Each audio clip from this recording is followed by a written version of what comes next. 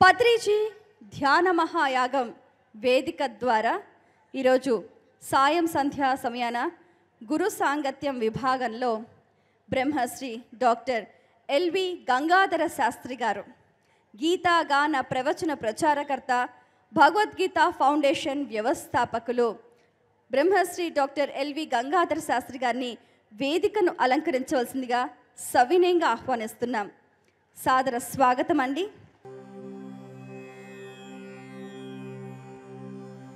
జై శ్రీకృష్ణ.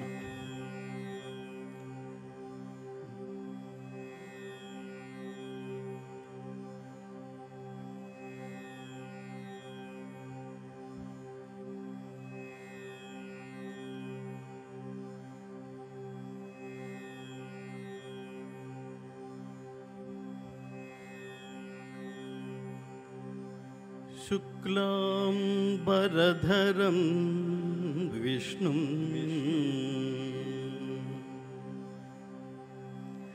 శశివర్ణం చతుర్భుజం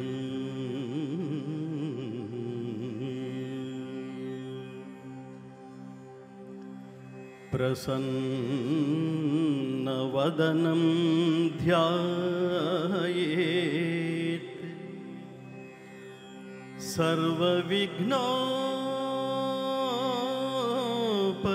సర్వవిఘ్నోపశాంతయే.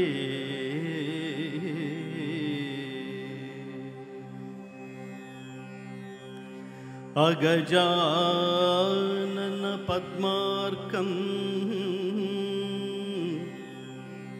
గజానన మహర్నిశం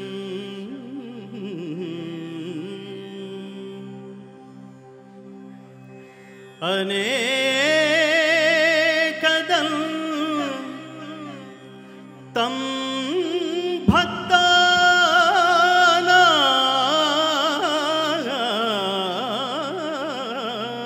భక్తానాం ఏకదం తముపాస్మహే.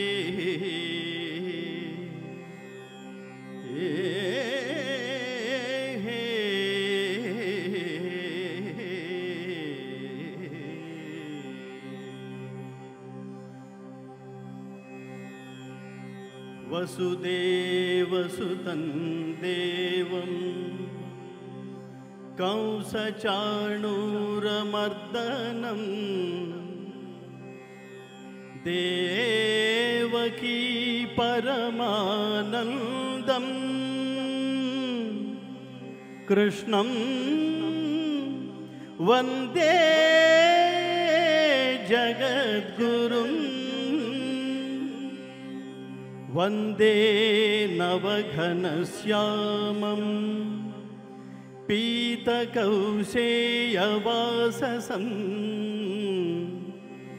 సానందం సుందరం శుద్ధం శ్రీకృష్ణం ప్రకృతే పరం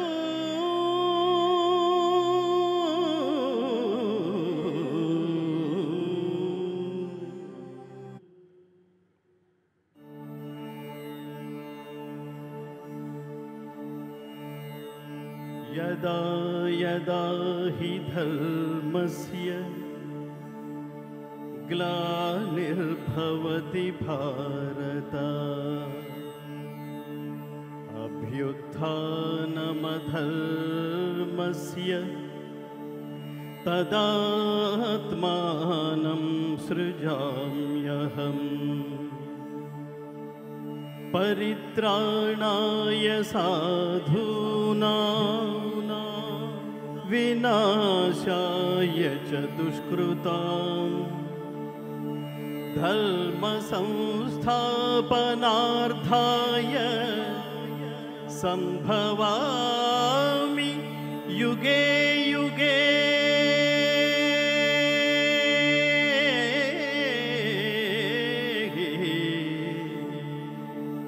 సంభవామి యుగే యుగే. పాండురంగ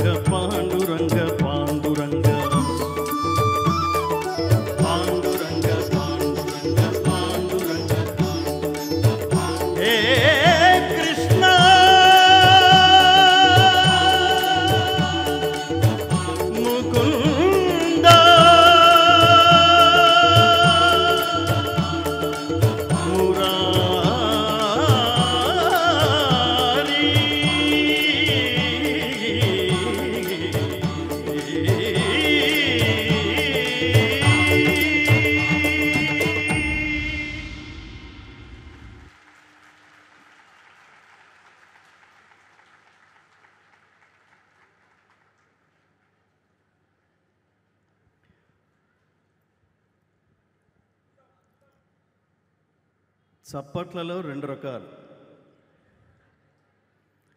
అనుభూతితో కొట్టే చప్పట్లు, సానుభూతితో కొట్టే చప్పట్లు. మీకు ఎలా అర్థమైందో అలా కొట్టండి.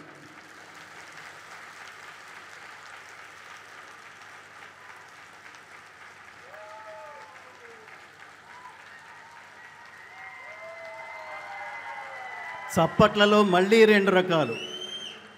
దిగి పొమ్మని కొట్టే చప్పట్లు, ఎదిగి పొమ్మని కొట్టే చప్పట్లు.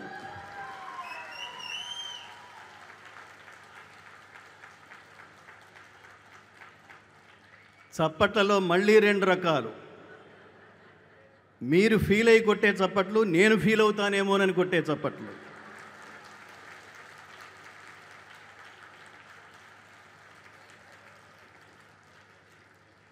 ఏది ఏమైనా కొట్టకపోతే మాత్రం ఏం కనిపిస్తాంలే అనే ధైర్యంతో ఎన్నిసార్లు చెప్పినా కొట్టని ఆ వెనక నుంచి 25 వరుసల వాళ్ళకి మాత్రం నేను చప్పట్లు కొడుతున్నా.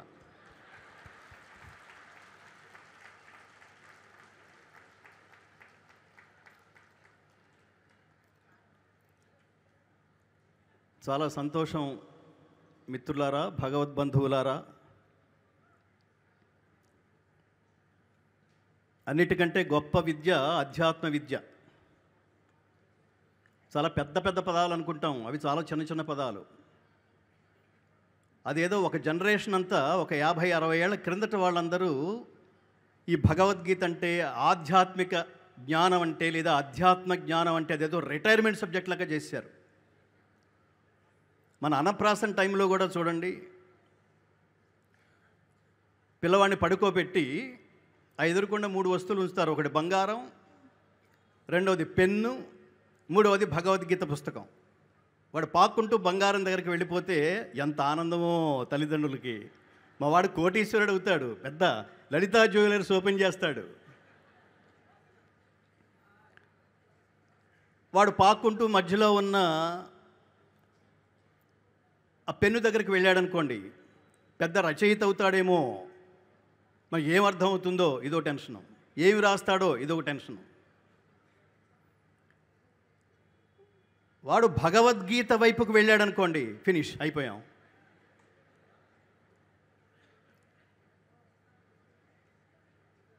అంటే దేవుడి దగ్గరికి వెళ్ళే ముందు చదవాల్సిన గ్రంథంలాగా భగవద్గీతని 1 శతాబ్దం పాటు అలా తయారు చేశారు మిత్రులారా.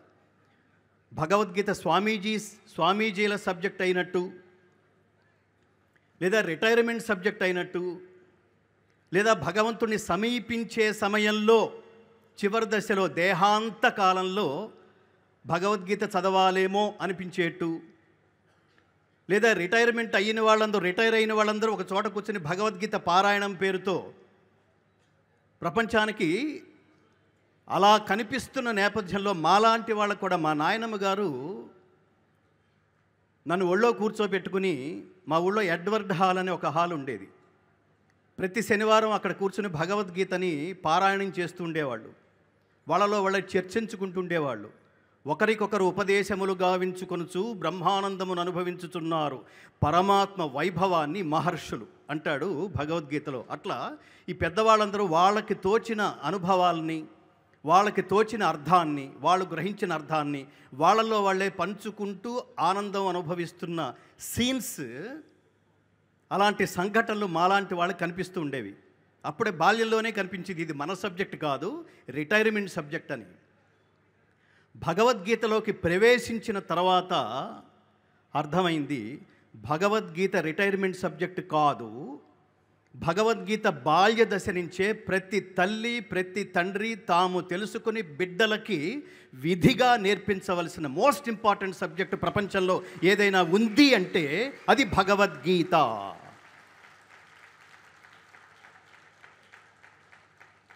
నువ్వేం చదివావంటే డాక్టర్, నువ్వేం చదివావంటే లాయర్, నువ్వేం చదివావంటే ఇంజనీర్, అది కాదు. నువ్వేం చదివావంటే భగవద్గీత అని చెప్తే మాత్రమే వాడు భారతీయుడు, నిజమైన భారతీయుడు. అందులో ఏముందో చూద్దాం, లోపలికి వెళ్ళిన తర్వాత చూద్దాం. కానీ భగవద్గీత లోపలికి వెళ్ళడానికి ముందు అసలు భగవద్గీత ఎందుకు చదవాలో, చదివిన వాళ్ళందరూ భగవద్గీత గురించి ప్రపంచవ్యాప్తంగా ఏమేమి స్పందనలు ఎక్స్ప్రెస్ చేశారో, వ్యక్తీకరించారో మనం తెలుసుకుంటే ఇట్స్ మైండ్ బ్లోయింగ్ మిత్రులారా. అదేదో సినిమాలో ఒక డైలాగ్ ఉంది చూడండి, హీరో కాలు మీద కాలు వేసుకుని ఇప్పుడు చెప్పండి రా అబ్బాయిలు what to do what not to do అన్నారు చూడండి. అంటే ఏం చేయాలి ఏం చేయకూడదు. ఈ what to do what not to డూలని ప్రపంచానికి 5000 ఈ సంవత్సరానికి 5124 సంవత్సరాల క్రితమే శ్రీకృష్ణ పరమాత్మ అనే గీతాచార్యుడు ప్రపంచానికి చెప్పాడు. మిత్రులారా, ప్రపంచం నుంచి మనం ఏమీ తెలుసుకోవాల్సిన అవసరం లేదు. ఆధ్యాత్మిక జ్ఞానం దృష్ట్యా నేను ఎప్పుడు చెప్తుంటాను, మీరు ఐఫోన్ కావాలంటే అమెరికాకి వెళ్ళండి, ఇంకోటి ఏదో కావాలంటే ఇంకో దేశానికి వెళ్ళండి, ఇంకోటి ఏదో కావాలంటే ఇంకో దేశానికి వెళ్ళండి. కానీ జ్ఞానం కావాలంటే ప్రపంచమంతా ఒకే దేశానికి రావాలి. అది నా దేశం, మేరా భారత్ మహాన్.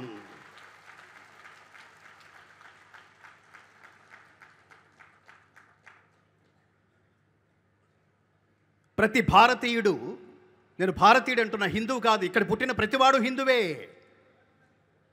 మన వేదాల్లో, పురాణాల్లో, ఉపనిషత్తుల్లో ఎక్కడ హిందూ శబ్దం లేదు మిత్రులారా. సింధు నది పరివాహక ప్రాంతంలో ఉన్న వాళ్ళందరినీ ఒక వ్యవస్థగా, ఒక గ్రూపుగా అలా చూస్తూ వీళ్ళని సింధూస్ నుంచి హిందూ శబ్దంతో ప్రపంచానికి ఈ దేశం నుంచి పరివ్యాప్తమైపోయిన పేరు హిందూ. నిజానికి మనది హిందూ కాదు, ధర్మం.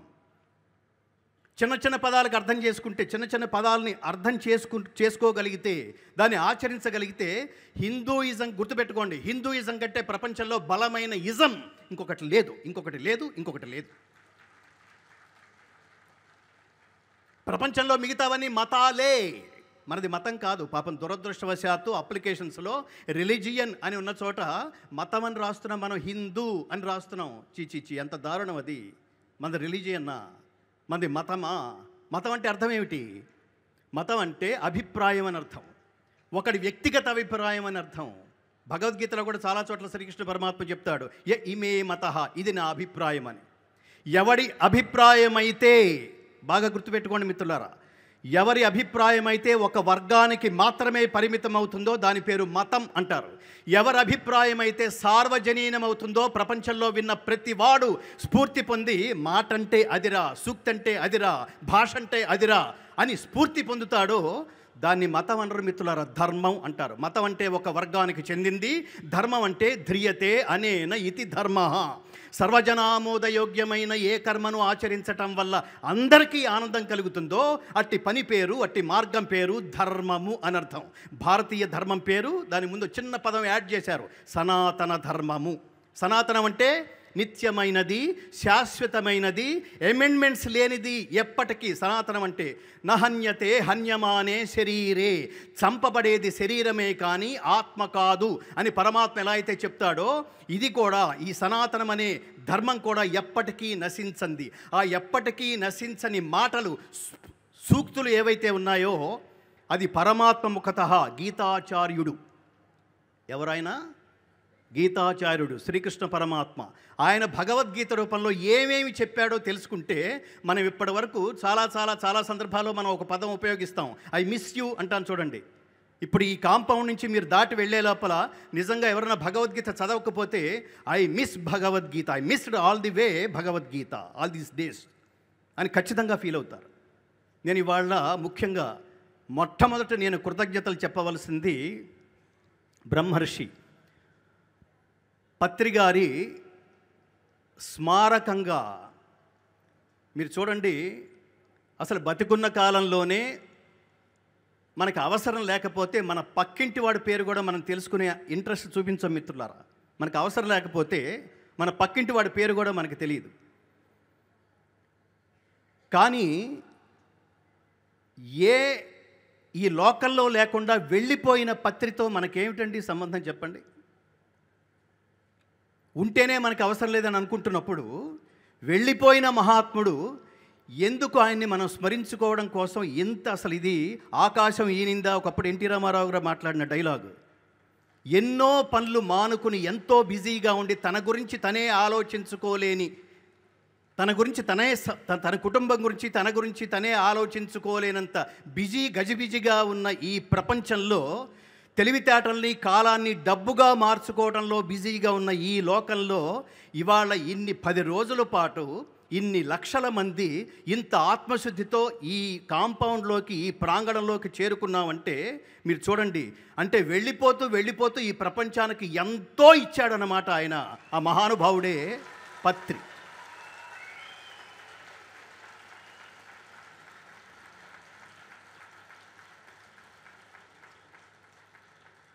దీని గురించి మనందరం అంటే ఒక వ్యక్తి వెళ్ళిపోతూ మీ జీవితం అంటే గుర్తుపెట్టుకోండి మిత్రులారా, జీవితం అంటే లక్ష్యాన్ని చేరుకోవటం ఒక్కటే కాదు, ప్రయాణాన్ని ఆస్వాదించటం కూడా, ప్రయాణాన్ని ఎంజాయ్ చేయటం కూడా, ప్రయాణంలో కలిసిన ప్రతి బంధువుని తన ఆత్మస్వరూపంగా భావించి తన అకౌంట్లో, తన ఫ్యామిలీలో, తన కుటుంబంలో చేర్చుకోవటం కూడా అని ఈ ప్రపంచానికి వెళ్ళిపోతూ ఇలాంటి సందేశాలను ఇచ్చి వెళ్ళిపోయిన మహానుభావుడు బ్రహ్మర్షి పత్రి.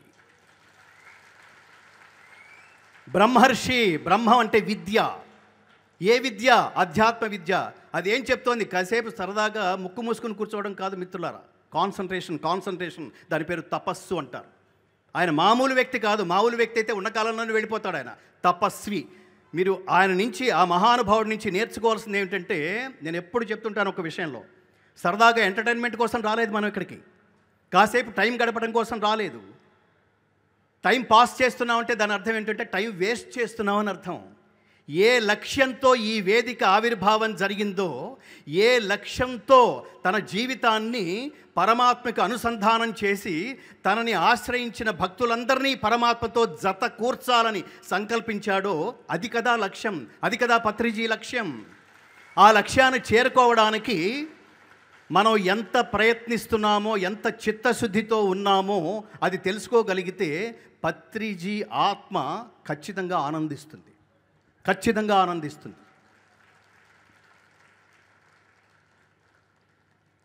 నేను గత సంవత్సరం వచ్చాను ఈ కార్యక్రమానికి. అది మొదటిసారి, ఇది ద్వితీయం. నాకు అద్వితీయంలాగా అనిపిస్తోంది. రెండవసారి ఆహ్వానించిన ఈ సొసైటీ అధ్యక్షులు శ్రీ కె విజయభాస్కర్ రెడ్డి గారికి నేను చాలా ధన్యవాదాలు, కృతజ్ఞతలు తెలియజేస్తున్నాను. ఇవాళ తెలుగు వాళ్ళలో తెలుగు ఎంత అంటే నేతి బీరకాయలో నెయ్యి ఎంత అని చెప్పుకోవాల్సిన పరిస్థితిలో ఉన్నాం. అలాంటిది తెలుగు స్పష్టంగా స్వచ్ఛంగా ఉచ్చరిస్తూ నన్ను ఈ వేదికకి ఆహ్వానించిన తల్లి శృతి, ఆవిడికి నేను అభినందిస్తున్నాను, ఆశీర్వదిస్తున్నాను.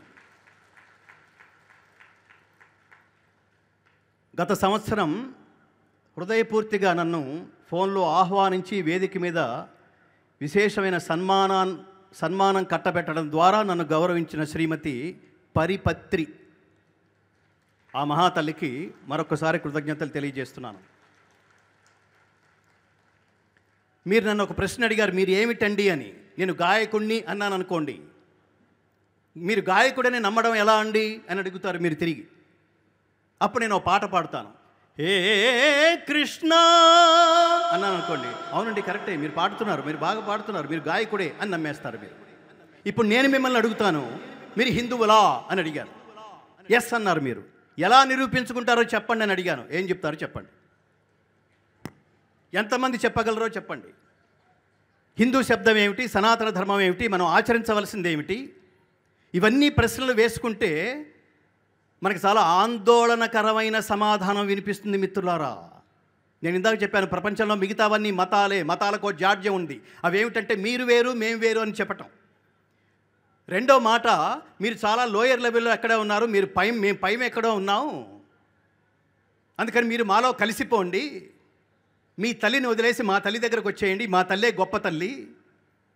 దీని పేరు కన్వర్షన్ అని. అంటే పాప అమాయకులు, వీళ్ళని గొర్రెలు అంటూ ఉంటాం, అమాయకులు పాపం ఊళ్ళకి గోదావరి జిల్లాలో దాదాపుగా 40% పైగా ప్రతిరోజు 5% అలా పెరుగుతోంది కన్వర్షన్ సంఖ్య. గుర్తుపెట్టుకోండి, కన్వర్షన్ అంటే అర్థం ఏమిటంటే తల్లిని మార్చడానికి ఉద్యుక్తుడైన వాడు, తల్లిని మార్చడానికి సిద్ధపడేవాడు, ఇద్దరు దారుణమైన వాళ్ళు. మన తల్లి గొప్పతనం ఏమిటో తెలుసుకుంటే పక్క తల్లి వంక చూడం. పక్క తల్లి ఎప్పుడు ఆంటీనే, తల్లి కాదు. ఆ తల్లి గొప్పతనం ఏమిటో ధర్మం ద్వారా, సనాతన ధర్మం ద్వారా నేను ఎప్పుడు ఆందోళన పడుతుంటాను. Hinduism is so strong, Hinduism is so strong, సనాతన ధర్మం అతిశక్తివంతమైంది, కానీ హిందూస్ ఆర్ సో వీక్. ఎంత బలహీనంగా ఉన్నారంటే ఎవడు పడితే వాడు, మీరు చూడండి గోదావరి జిల్లాల్లో ఆ మధ్యన 24 పిఠాపురంలో 24 విగ్రహాలని ధ్వంసం చేస్తే హైదరాబాద్ నుంచి ఒకళ్ళిద్దరు స్వామీజీలు వెళ్ళి ప్రెస్ మీట్ పెట్టి దీన్ని ఖండిస్తున్నా ఉన్నారు. నువ్వు ఖండిస్తే ఎంత, ఖండించకపోతే ఎంత? ఏం కాపాడుకుంటున్నాం మనం? బొట్టు తీసేస్తున్నాం, వెంకటేశ్వర స్వామి దగ్గరికి వెళ్తున్నాం, ఒక శ్లోకం వచ్చా నేర్చుకుంటున్నామా, పిల్లలకి నేర్పిస్తున్నామా? మహాశివరాత్రులు అద్భుతంగా చేసుకుంటున్నాం, ఒక శ్లోకం వచ్చా పిల్లలకి నేర్పిస్తున్నామా? ఏమీ లేకుండా దేవుడి దగ్గరికి వెళ్ళి ఏమి స్తుతిస్తాం మిత్రులారా, ఏమి స్తుతిస్తాం? నిన్ననే గీతా జయంతి అయింది.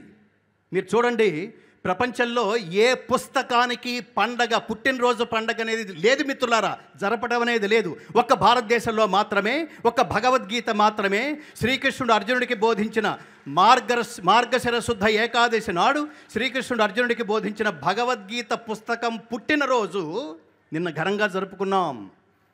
నారాయణ రెడ్డి గారిని అడిగితే చెప్తాడు, నీ దేశం గురించి సాగతీయకుండా 4 ముక్కల్లో చెప్పమంటే ఆయన గొప్ప మాట అన్నాడు. నా దేశం భగవద్గీత, నా దేశం అగ్ని పునీత సీత, నా దేశం కరుణాంతరంగా, నా దేశం సంస్కార గంగా. ఇది మన దేశం.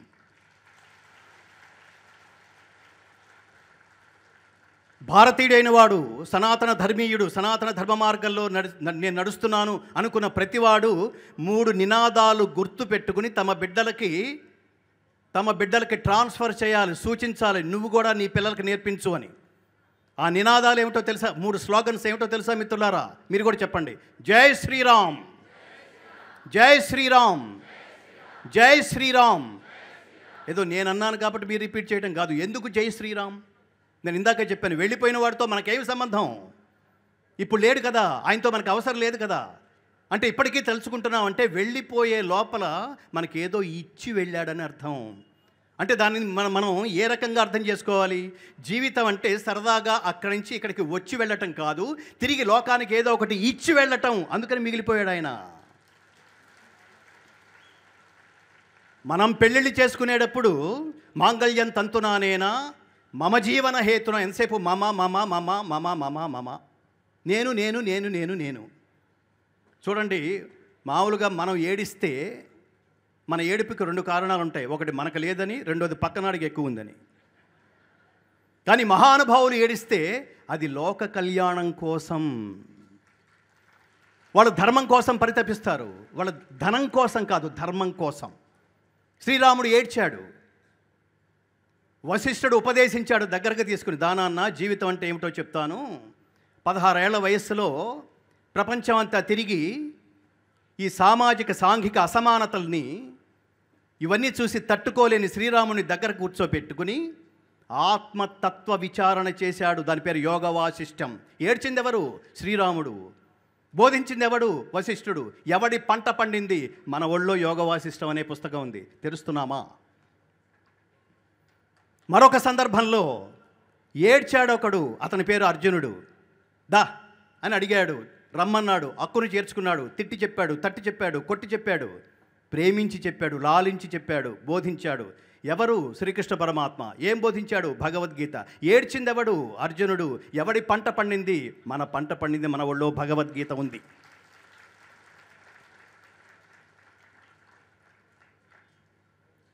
మరో సందర్భంలో పరీక్షిత్ మహారాజు మృత్యువుకి దగ్గర పడుతున్నాడు. ఆయన ఏడ్చాడు, విలపించాడు, విలపించాడు, విలపించాడు. ఆయనకి బోధించాడు ఎవడు? శుక మహర్షి. ఏం ఉపదేశించాడు? భాగవతం. ఏడ్చిందెవడు? పరీక్షిత్తు. పంట పండింది ఎవరిది? మన ఒళ్ళో భాగవతం ఉంది.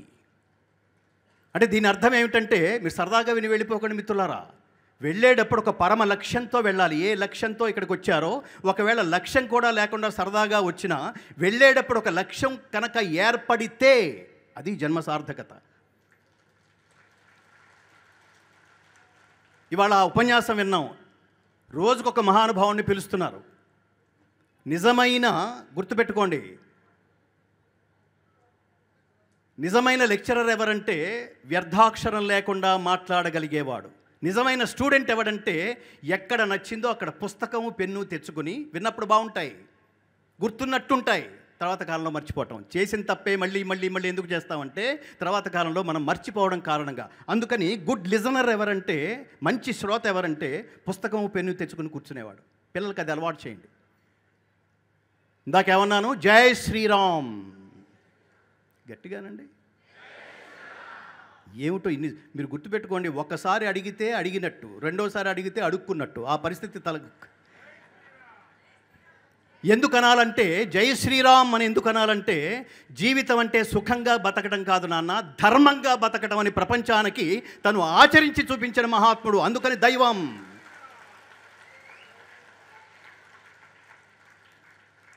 గీత చెప్తుంది సుఖం, డబ్బు వల్ల సుఖం వస్తుంది, శాంతి ఉండదు. శాంతి దేనివల్ల వస్తుంది? త్యాగాత్ శాంతిరనంతరం. త్యాగం వల్ల శాంతి వస్తుంది. త్యాగం అంటే ఏమిటి? కర్మఫల త్యాగం. కర్మఫల త్యాగం అంటే ఏమిటి? ఒక పని చేసి ఆ పనిని పూర్తి చేసే శక్తినిచ్చిన పరమాత్మకే ఆ పని తాలూకు ఫలితాన్ని వదిలిపెట్టడం. All this credit goes to you only. నాదేమీ కాదు, నేను నిమిత్త మాత్రం భవ సవ్యసాచిన్, నేను నిమిత్త మాత్రుని, అంతే. నేను ఇవాళ మాట్లాడుతున్నానంటే ఎన్ని కలిస్తే మాట్లాడతామో చూడండి. విజయభాస్కర్ రెడ్డి గారు నన్ను ఆహ్వానించారు, లేకపోతే ఇక్కడ నేను కూర్చునే అవకాశం లేదు. మరి ఎవరిది క్రెడిట్? ఆయనది. ఈ వేదిక ఇవాళ సరిగ్గా ఈ సమయంలో మీకు కరెంటు పోయిందనుకోండి, నేను మాట్లాడే అవకాశం లేదు. 2-3 గంటల దాకా రాలేదనుకోండి, నేను మాట్లాడే అవకాశం లేదు. ఈ మైక్ పని చేయలేదు, లేదు. ఈ సౌండ్ సిస్టమ్ సరిగ్గా లేదు, నేను మాట్లాడే అవకాశం లేదు. ఇంత చేసి నేను ఇంట్లోంచి బయలుదేరేటప్పుడు నా ఒంట్లో బాగోలేదనుకోండి, నేను ఇక్కడికి వచ్చే అవకాశం లేదు. ఒక పని ప్రారంభించినప్పటి నుంచి ఒక పని పూర్తయ్యే లోపల ఎందరో కలవాలి, ఎన్నో కలిసి రావాలి, లేకపోతే పని పూర్తి కాదు మిత్రులారా. భగవద్గీత లాజికల్గా మాట్లాడుతుంది. అందుకనే మిగతా మతాలన్నీ మత గ్రంథాలు, భగవద్గీత హిందూయిజంలో ఉన్న ప్రతి గ్రంథము సిద్ధాంత గ్రంథమే. ప్రపంచంలో ఎవడైనా దాన్ని డిస్కస్ చేయొచ్చు.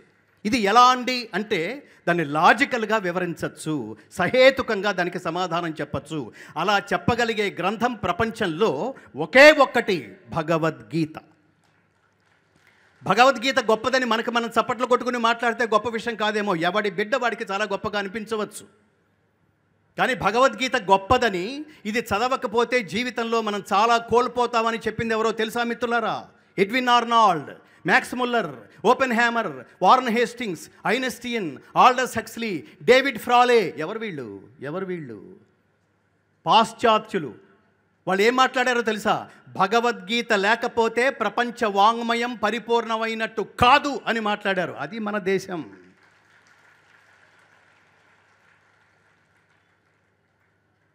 ప్రపంచంలో అత్యధికులు ఉన్న 3 మతాలు ఉన్నాయి మిత్రులారా: క్రిస్టియానిటీ, ఇస్లాం, హిందూయిజం. క్రిస్టియానిటీ వాళ్ళు నమ్మే గ్రంథం పేరేంటి? బైబిల్. బైబిల్ ఎవరు రాశారు? జీసస్ క్రైస్ట్ కాదు. ఆయన వెళ్ళిపోయిన 200 సంవత్సరాల తర్వాత ఆయన అనుయాయులు, ఆయన శిష్యులనే వాళ్ళు ఆయన ఐడియాలజీని పురస్కరించుకుని రచించిన గ్రంథం బైబిల్. ఆయన ఏమి ప్రకటించుకున్నాడు? నేను దైవ కుమారుణ్ణి అని ప్రకటించుకున్నాడు. ఆ తర్వాత ఇస్లాం, ఆ గ్రంథం పేరేంటి? ఆ పవిత్ర గ్రంథం పేరేమిటి? ఖురాన్. ఖురాన్ ఎవరు రాశారు? మహమ్మద్ ప్రవక్త కాదు మిత్రులారా. ఆయన వెళ్ళిపోయిన 300 సంవత్సరాల తర్వాత ఆయన శిష్యులనే వాళ్ళ చేత ఈయన ఐడియాలజీని పురస్కరించుకుని, ఆయన భావజాలాన్ని పురస్కరించుకుని రచించిన గ్రంథం ఖురాన్. ఆయన ఏం ప్రకటించుకున్నాడు? నేను దేవుని ప్రవక్తని అని ప్రకటించుకున్నాడు. కానీ భగవద్గీత అహమాత్మా గుడాకేశ సర్వభూతాశయస్థిత అహమాదిత్య మధ్యంచ భూతానాం అంతయేవచ, సకల ప్రాణుల యందున్న ఆత్మను నేనే, వాని ఆది మధ్యాంతములను నేనే అని తను దైవంగా ప్రకటించుకున్న వాడి చేత బోధించబడి ప్రపంచానికి వ్యాప్తి చెందిన గీత మానవ జీవన విధానాన్ని, ఉత్తమ మానవ జీవన విధానాన్ని నిర్దేశించిన ప్రపంచంలో ఒకే ఒక గ్రంథం. అసలు ఇది ఈ పవిత్ర గ్రంథం ఆంతర్యం ఏమిటో గ్రహించండి మిత్రులారా. మాలాంటి వాళ్ళ ఆవేదన అదే. భగవద్గీత ఎక్కడన్నా వినిపిస్తుంటే కన్ఫర్మ్డ్గా ఎవడన్నా పోయాడనో, ఎలా తయారు చేశారు చూడండి దాన్ని. ఎవడన్నా పోతే తలదిక్కున 2, ఇటువైపు దీపం, ఇటువైపు భగవద్గీత. మా తాత పోయాడు, మా నాన్న భగవద్గీత క్యాసెట్ దించాడు అటకమించి. ఇప్పుడు ఆయన పోయాడు, నేను అలాగే దించాలి. మన తర్వాత తరం బిడ్డలకి మనం ఏంటి నాన్న భగవద్గీత అని అడిగితే మన బిడ్డలకి చెప్పవలసింది 4 ముక్కలు చెప్పండి. భగవద్గీత అంటే మతం కాదు జ్ఞానం, భగవద్గీత అంటే మతం కాదు ధర్మం, భగవద్గీత అంటే ఉత్తమ జీవన విధాన మార్గం, ఉన్నత వ్యక్తిత్వ వికాస బోధనం. భగవద్గీతకి మించిన పర్సనాలిటీ డెవలప్మెంట్ బుక్ ప్రపంచంలో ఇంకెక్కడా లేదు మిత్రులారా. ప్రపంచంలో మీరు ఏ గ్రంథమన్నా చదువుతూ నన్ను ఇన్స్పైర్ చేసిన కొటేషన్ ఇది అని మీరు ఏదైనా చెప్పండి ఇతర భాషల్లోది, దానికి మాతృక 5000 సంవత్సరాల క్రితమే మన తండ్రి, మన ముత్తాత శ్రీకృష్ణ పరమాత్మ చేత చెప్పబడిందే అయి ఉంటుంది. అది నేను చూపిస్తాను.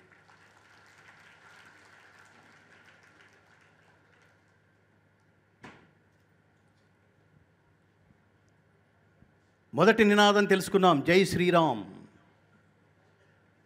రెండవ నినాదం చెప్పండి, జై శ్రీకృష్ణ, జై శ్రీకృష్ణ, జై శ్రీకృష్ణ. ఎందుకనాలి? ఊరికనే అనేయటం కాదు, మన ప్రతిదానికి లాజిక్ ఉంటుంది. ఎందుకని అడిగితే మనం సరిగ్గా సమాధానం చెప్పగలగాలి, లేకపోతే తర్వాత జనరేషన్స్ డౌట్లో పడతాయి.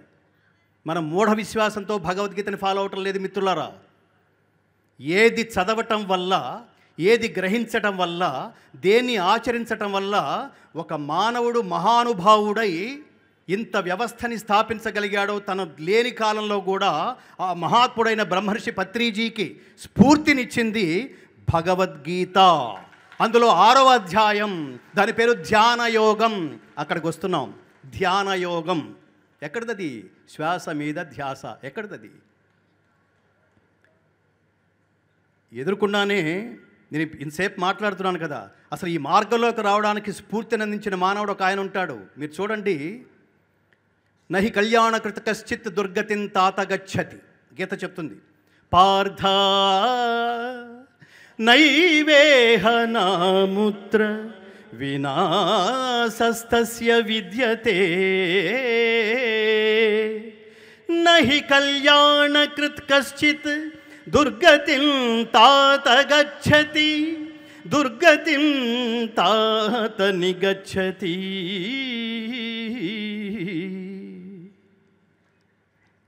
అసలు భగవద్గీత చదివే ముందే మీరు కొన్ని పాయింట్స్ నోట్ చేసుకోండి.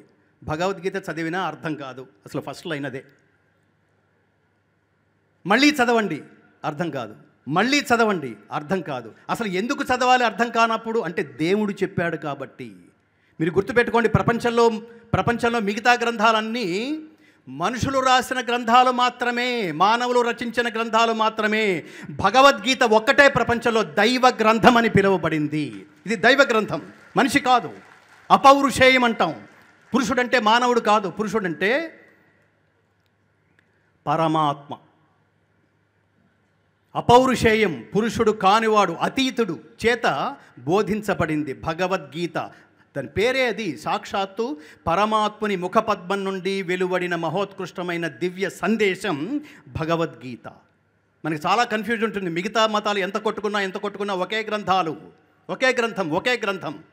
కానీ మనకి హిందూయిజానికి సిలబస్ అనంతం మిత్రులారా. వేదాలు, పురాణాలు, ఉపనిషత్తులు, శాస్త్రాలు, ఇతిహాసాలు, ఇన్ని అసలు ఒక జీవితంలో మనకి సాధ్యపడే అవకాశం ఉందా?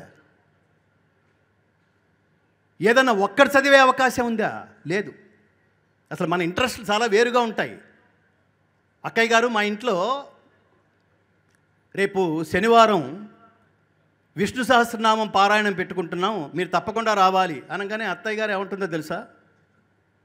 పారాయణం అయిపోగానే భోజనం ఉంటుందిగా అని అడుగుతుంది. మొదటి ప్రశ్న. ఇంకొక తెలివైన అత్తయ్య గారు ఉంటుంది. ఆవిడేమంటుందంటే 9 లోపల అయిపోతుందిగా. ఫస్ట్ ప్రశ్న, 9 లోపల అయిపోతుంది ఎందుకని అని ఈవిడ అడుగుతుంది. ఆవిడంటుంది, బిగ్ బాస్ వస్తుంది అప్పుడు, ఆ లోపల అయిపోవాలి. ఈవిడిది ధ్యాస అంతా ఎక్కడుందో చూడండి.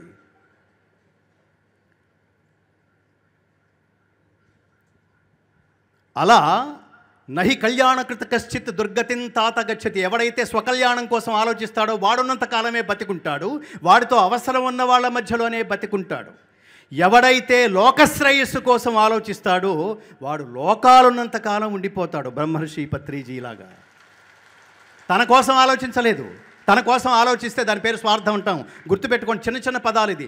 ఇతరులను నీ కోసం ఉపయోగించుకుంటే దాని పేరు స్వార్థం. నువ్వు ఇతరుల కోసం ఉపయోగపడితే దాని పేరు సేవ. చిన్న చిన్న పదాలు. సేవతో తరించాడు మహానుభావుడు. ఏమి లాభం వస్తుందని ఇక్కడికి వచ్చారు 8,000 మంది. భగవద్గీతలో ధ్యానయోగం చాలా గొప్ప గొప్ప మాటలు చెప్తుంది. యన్ లబ్ధ్వా చాపరం లాభం మన్యతే నాధికం తతః యస్మిన్ స్థితోన దుఃఖేన గురుణాపి విచాల్యతే. అంటే ఏ లాభమును పొందిన పిదప అంతకన్నా ఇతర లాభములను అధికముగా నెంచడో అట్టి స్థితిని యోగమని తెలియవలెను. అట్టి యోగమును విసుగులేని చిత్తముతో పట్టుదలతో సాధన చేయవలెను. ఖచ్చితంగా ఇదే గుర్తుపెట్టుకోండి ప్రతి మాట. భగవద్గీత మీరు చదివేటప్పుడు ఒక విషయం గుర్తుపెట్టుకోవాలి. ప్రతి పదానికి అర్థం తెలుసుకుంటూ చదవండి. అప్పుడే జీవిత పరమార్థం ఏమిటో అర్థమవుతుంది. అర్థం లేకుండా బట్టి పట్టేయకండి. నాకు 700 శ్లోకాలు వచ్చు, గత కొన్ని దశాబ్దాలుగా నేను పారాయణం చేస్తున్నాను అంటుంటారు మీరు చాలామంది. 700 శ్లోకాలు వచ్చు అంటే పైన పరమాత్మ నవ్వుకుంటూ ఉంటాడు. వాడి దృష్టిలో రావడం అంటే ఆచరించడం రావడం అని బట్టి పట్టేయడం కాదు. ఎవరు చెప్పారు? భగవద్గీత కృష్ణ పరమాత్మ. ఎవరికి చెప్పాడు? అర్జునుడికి చెప్పాడు. ఎక్కడ చెప్పాడు? యుద్ధరంగంలో. ఎందుకు చెప్పాడు? ఇంట్లో ఆల్ ది బెస్ట్ చెప్పించుకుని సైనికుడి గెటప్ వేసుకుని యుద్ధరంగానికి వచ్చి యుద్ధరంగంలో తన వాళ్ళందరినీ, తండ్రుల్ని, తాతల్ని, గురువుల్ని, మేనమావల్ని, సోదరుల్ని, మనవల్ని, మిత్రుల్ని, హితైషుల్ని అంతమందిని చూసి వీళ్ళందరినీ చంపిన నెత్తుటి కూటితో రాజ్యాన్ని అనుభవించడం కంటే వీళ్ళెవరినీ చంపకుండా భిక్షం ఎత్తుకుని బతకడమైనా బెటర్ అనిపిస్తోంది కృష్ణ అన్నాడు. ఎంత మానసికమైన దారుణమైన స్థితిలో ఉన్నాడో. మోహంలో, ఇది మోహం అంటే తెలుగు మోహం కాదు, తెలుగు మోహం అంటే పిచ్చ అని అర్థం. మోహం అంటే అజ్ఞానం అని అర్థం. ఎంత అజ్ఞానంలో ఉన్నాడో ఇప్పుడు ఇతనికి కర్తవ్యాన్ని బోధించవలసిన సమయం దగ్గర పడింది అని అర్థమైంది శ్రీకృష్ణ పరమాత్మకి. సినిమాల్లో హీరో సెకండరీల్లో ఎంటర్ అవుతాడు. భగవద్గీతలో రియల్ హీరో శ్రీకృష్ణ పరమాత్మ మొదటి అధ్యాయంలో కనిపించడు. 2వ అధ్యాయంలో అక్కడి నుంచి మొదలెడతాడు. క్లైబ్యమాస్మగమః పార్థ. నేను యుద్ధం చేయను 3 సార్లు సినిమాలో లాగా పడిపోయాడు. గాంధీవం సంస్థతే హస్తాత్. వాయుదేవుడు అనుగ్రహించిన గాంధీవాన్ని పక్కన పడేశాడు. అగ్నిదేవుడు అనుగ్రహించిన గాంధీవాన్ని పక్కన పడేశాడు. పరమేశ్వరుడు అనుగ్రహించిన పాశుపతాస్త్రాన్ని అమ్ముల పొదిని పక్కన పడేశాడు. నేను ఇంకా యుద్ధం చెయ్యను అని. ఈ చెయ్యను అన్నవాడు ఎవడో తెలుసా అండి? అర్జునుడైతే. అర్జునుడికి పెద్ద తేడా ఏం లేదు. కృష్ణుడు అర్జునుడిని చాలా సందర్భాల్లో అంటాడు భగవద్గీతలో, భక్తోసిమే సఖాచేతి రహస్యం హియేతదుత్తమం. నువ్వు నా భక్తుడవి, మిత్రుడవి కాబట్టి మళ్ళీ చెప్తున్నాను, డూ వాట్ ఐ సే. ఈ మార్గంలో వెళితే గుర్తుపెట్టుకోండి, అందరికీ భగవద్గీతలో కృష్ణుడు ఈ రోజు వరకు 5124 సంవత్సరాల వరకు భగవద్గీతను మనం గుర్తుపెట్టుకున్నామంటే దాని ఆంతర్యం ఏమిటో తెలుసా మిత్రులారా? కేవలం ఆ బావా అనుకునే వాళ్ళ మధ్యలో కాన్వర్సేషన్ అయితే, సంభాషణ అయితే అసలు ఇవాళ దాకా మనం గుర్తుపెట్టుకునే అవకాశమే లేదు. అర్జునుని నిమిత్తంగా చేసుకుని ప్రపంచ మానవాళిని డైరెక్ట్ చేయటం కోసం అసలు ఎక్కడి నుంచి వచ్చారు వీళ్ళు, అసలు రూట్ ఏంటో తెలియకుండా ఇక్కడ పడి కొట్టుకుంటున్నారు, వీళ్ళకి సన్మార్గం ఏర్పాటు చేయాలి అని కృష్ణుడు గురువు అవతారం ఎత్తి అర్జునుడనే శిష్యుడిని అడ్డం పెట్టుకుని మనలాంటి కొన్ని కోట్ల మంది ప్రపంచ మానవాళికి బోధించిన ఒక మతం కాదు మిత్రులారా. దేశ కాల జాత్యాదులకు అతీతంగా వయో వర్గ లింగ విభేదాలకు తావు లేకుండా ప్రపంచ మానవాళి నిరంతరం చదువుకోగలిగే అత్యద్భుతమైన జీవిత పాఠమే భగవద్గీత. జీవిత పాఠం.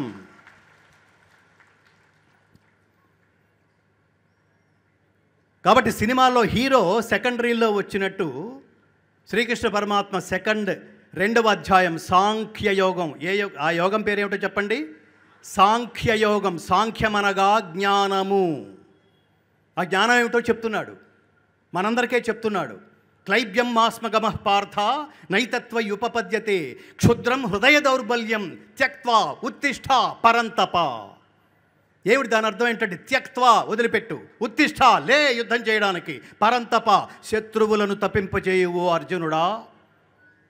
దేని వదిలిపెట్టమన్నాడు? క్షుద్రం హృదయ దౌర్బల్యం, నీచమైన ఈ మనో దౌర్బల్యం, మెంటల్ సిక్నెస్ ఉంటుంది చూడండి. ఒక మాట అంటే ఆత్మహత్య చేసుకోవటం. పాపం మన తెలంగాణలో పిల్లలు ఇంటర్మీడియట్లో, మన బిడ్డలే పాపం, మార్కులు తక్కువ వచ్చినాయని, వాళ్ళెవరో సరిగ్గా దిద్దలేదని, 0 మార్కులు వచ్చినాయని ఆత్మహత్యలు చేసుకున్నారు చూడండి. ఆత్మహత్యలు. భగవద్గీత చదివితే మన డిక్షనరీలోంచి ఆత్మహత్య అనేది పోతుంది. బీ స్టప్ అండ్ సో వాట్ అనే ప్రశ్న వేస్తాం. ఎంత ప్రళయం సంభవించినా అలా నిలబడతాం మనం.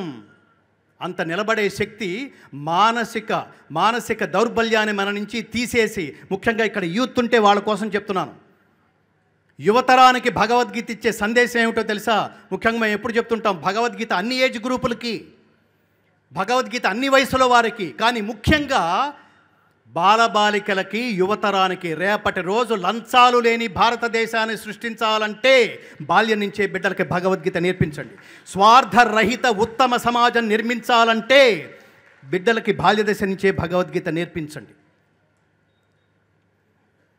క్షుద్రం హృదయ దౌర్బల్యం, మెంటల్ సిక్నెస్ పోతుంది. ఇవాళ ముఖ్యంగా యువతరంలో చూడండి, పాత తరానికి యువతరానికి ఇప్పటి తరానికి తేడా ఏమిటంటే, యువతరం ఫిజికలీ దే ఆర్ స్ట్రాంగ్, గుర్తుపెట్టుకోండి. శారీరకంగా వాళ్ళు చాలా బలంగా ఉన్నారు, ఆర్థికంగా చాలా బలంగా ఉన్నారు. మనం ఒకప్పుడు బ్యాంక్ మేనేజర్ ఉద్యోగం చేసేవాడికి మన పిల్లనిచ్చి పెళ్లి చేస్తే అబ్బో జీవితం అంతా అద్భుతం అనుకునేవాళ్ళు. ఆ బ్యాంక్ మేనేజర్ శాలరీ 25,000.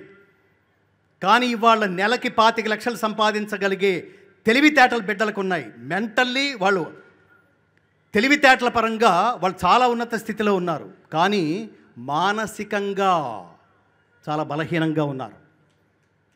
ఎందుకున్నారో తెలుసా మిత్రులారా? తల్లిదండ్రులు వాళ్ళ విలువైన సమయాన్ని బిడ్డలతో గడపటలేదు, వాళ్ళు మాట్లాడలేదు. Try to spend your valuable time with your valuable kids. ఏం మాట్లాడాలి? రామాయణం మాట్లాడండి. మీరు కూడా అక్షరం ఒక్కొక్క లైను కూడబలుక్కుని మీకేమర్థమైందో మీ బిడ్డలకి చెప్పడం ప్రయత్నించండి. భారతం చెప్పండి. అలాగే భగవద్గీతలో కొన్ని ఈ శ్లోకం నాకు బాగా నచ్చింది నాన్న అని చెప్పండి పిల్లలకి. రోజు ఒక అరగంట సమయం ఆధ్యాత్మికంగా గడపండి. అధ్యాత్మ విద్య అంటే ఏదో చాలా గొప్ప, ఏదో రిటైర్మెంట్ సబ్జెక్టుకి సంబంధించిన పదం కాదు మిత్రులారా. అధ్యాత్మం అంటే అది ఆత్మ, అది ఆత్మ విద్య. ఆత్మ అంటే పరమాత్మ. భగవద్గీతలో 3 సందర్భాల్లో ఆత్మ అనే శబ్దాన్ని వాడతారు. ఒకటి ఆత్మ అంటే పరమాత్మ అనే సందర్భంలో ఉపయోగిస్తారు. రెండవది ఆత్మ అంటే వాడు ఆత్మహత్య చేసుకున్నాడు అంటే, ఆత్మను ఎవరూ హత్య చేయలేరు, వాడి శరీరాన్ని పడగొట్టుకున్నాడని అర్థం. శరీరం స్థాయిలో ఆత్మ అనే శబ్దాన్ని ఉపయోగిస్తారు. మూడవది ఆత్మ అంటే భగవద్గీతలో 6వ అధ్యాయం ఆత్మ సంయమ యోగము, how to control your mind. ఆ how to control your mind అనే సాధనని ఎప్పటి నుంచో ఎన్నో తరాలు ఎన్నో జన్మలు సాధన చేసిన మహాత్ముడే బ్రహ్మర్షి పత్రిజీ. తనొక్కడే తరించాలనుకోలేదు, లోకాన్ని తరింపచేయాలనుకున్నాడు. అందుకని ఇంతమంది. అదేదో సినిమాలో చూడండి, ఒక్కొక్కడు తెలుసుకున్న దాన్ని ఇంకో 3కి చెప్పండి, వాళ్ళు ఇంకో 3కి చెప్పండి అనే డైలాగ్ ఉంది చూడండి. అట్లా ఒక్కొక్కళ్ళు ఈ వేదిక నుంచి మీరు 10 మందిని తయారు చేయండి, 10 మందిని తయారు చేయండి, 10 మందిని తయారు చేయండి. ఇంకా లోకాన్ని మోసం చేయడం అనేది ఉండదు మిత్రులారా, మోసపోవడం అనేది కూడా ఉండదు. యతో యతో నిశ్చరతి మనశ్చంచలమస్థిరం తతస్తతో నియమ్యైతత్ ఆత్మన్యేవ వశం నయేత్. భగవద్గీతలో 6వ అధ్యాయం పేరు ధ్యాన యోగం. ధ్యానం చేయటం ఎలా, మెడిటేషన్ చేయటం ఎలా, నీ మైండ్ని అంటే ఈ శ్లోకం ఇది ఆత్మకి సంబంధించిన కీలకమైన శ్లోకం మిత్రులారా. భగవద్గీతలో 6వ అధ్యాయంలో నిలకడలేని చంచలమైన చిత్తము మనస్సు, దానికి నిలకడ ఉండదు. ఏ విషయముల యందు సంచరించుచుండునో ఆయా విషయముల నుండి ఆ చిత్తమును నిగ్రహించి ఆత్మయందే లగ్నము చేయవలెను. ఆత్మ అంటే పరమాత్మ. కాన్సన్ట్రేషన్, హైలీ కాన్సన్ట్రేషన్ పేరు తపస్సు అంటారు. తపస్సు. ఎల్లబ్ధ్వా చాపరం లాభం మన్యతే నాధికంతతః. ఏది పొందిన తర్వాత ఇంకొకటి పొందటానికి ఇంకొకటి ఆనందం అనేది మనకు అనిపించదో బాగా గుర్తుపెట్టుకోవాల్సిన విషయం. ఏం తెలుసుకున్న తర్వాత ఇంకొకటి తెలుసుకోవడానికి ఎప్పటికీ మిగిలే ఉంటుందో దాని పేరు సైన్స్. ఏమి తెలుసుకున్న తర్వాత ఇంకొకటి తెలుసుకోవడానికి మిగిలి ఉండదో, అల్టిమేటో, మోక్షపదమో, మహోత్కృష్టమైనదో దాని పేరు స్పిరిచువల్ సైన్స్, అధ్యాత్మ జ్ఞానం.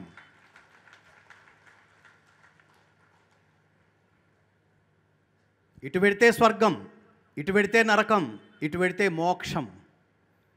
మీకు దీర్ఘ జీవితం కావాలా, దివ్య జీవితం కావాలా చెప్తుంది భగవద్గీత. ఇంకో విషయం బాగా గుర్తించండి మిత్రులారా, కొన్ని నమ్మితేనే చూడగలం, కొన్ని చూస్తేనే నమ్మగలం. జాగ్రత్తగా వినండి. కొన్ని చూస్తేనే నమ్మగలం లౌకికమైన విషయాలు, కొన్ని నమ్మితేనే చూడగలం అలౌకికమైన విషయం పరమాత్మ. ముందు మీకు వాడి మీద ఇంట్రెస్ట్ ఉందో లేదో చెప్పండి. ఆధ్యాత్మ మార్గం మీద మీకు ఆసక్తి ఉందో లేదో చూడండి, చెక్ చేసుకోండి. Check yourself. ఎవడు పక్కన వాడెవడు చూడడు, పక్కన వాడెవడు చెప్పడు. ఎత్ర యోగేశ్వర కృష్ణో ఎత్ర పార్థో ధనుర్ధర తత్ర శ్రీ. ఏమే ఆ ఎవడో వచ్చాడు బెల్లి కొడుతున్నాడు చూడు, తత్ర శ్రీ అంటే పోయింది. తత్ర శ్రీ విజయోభూతి ధ్రువాన్, ఆ ఫోన్ మోగుతోని చూడు అన్నాడంటే పోయింది. ప్రతి మనిషిని చైతన్య వైపుకి నడిపిస్తూ కృష్ణుడే ఆశీర్వదించినట్టు నా దగ్గరకు వచ్చి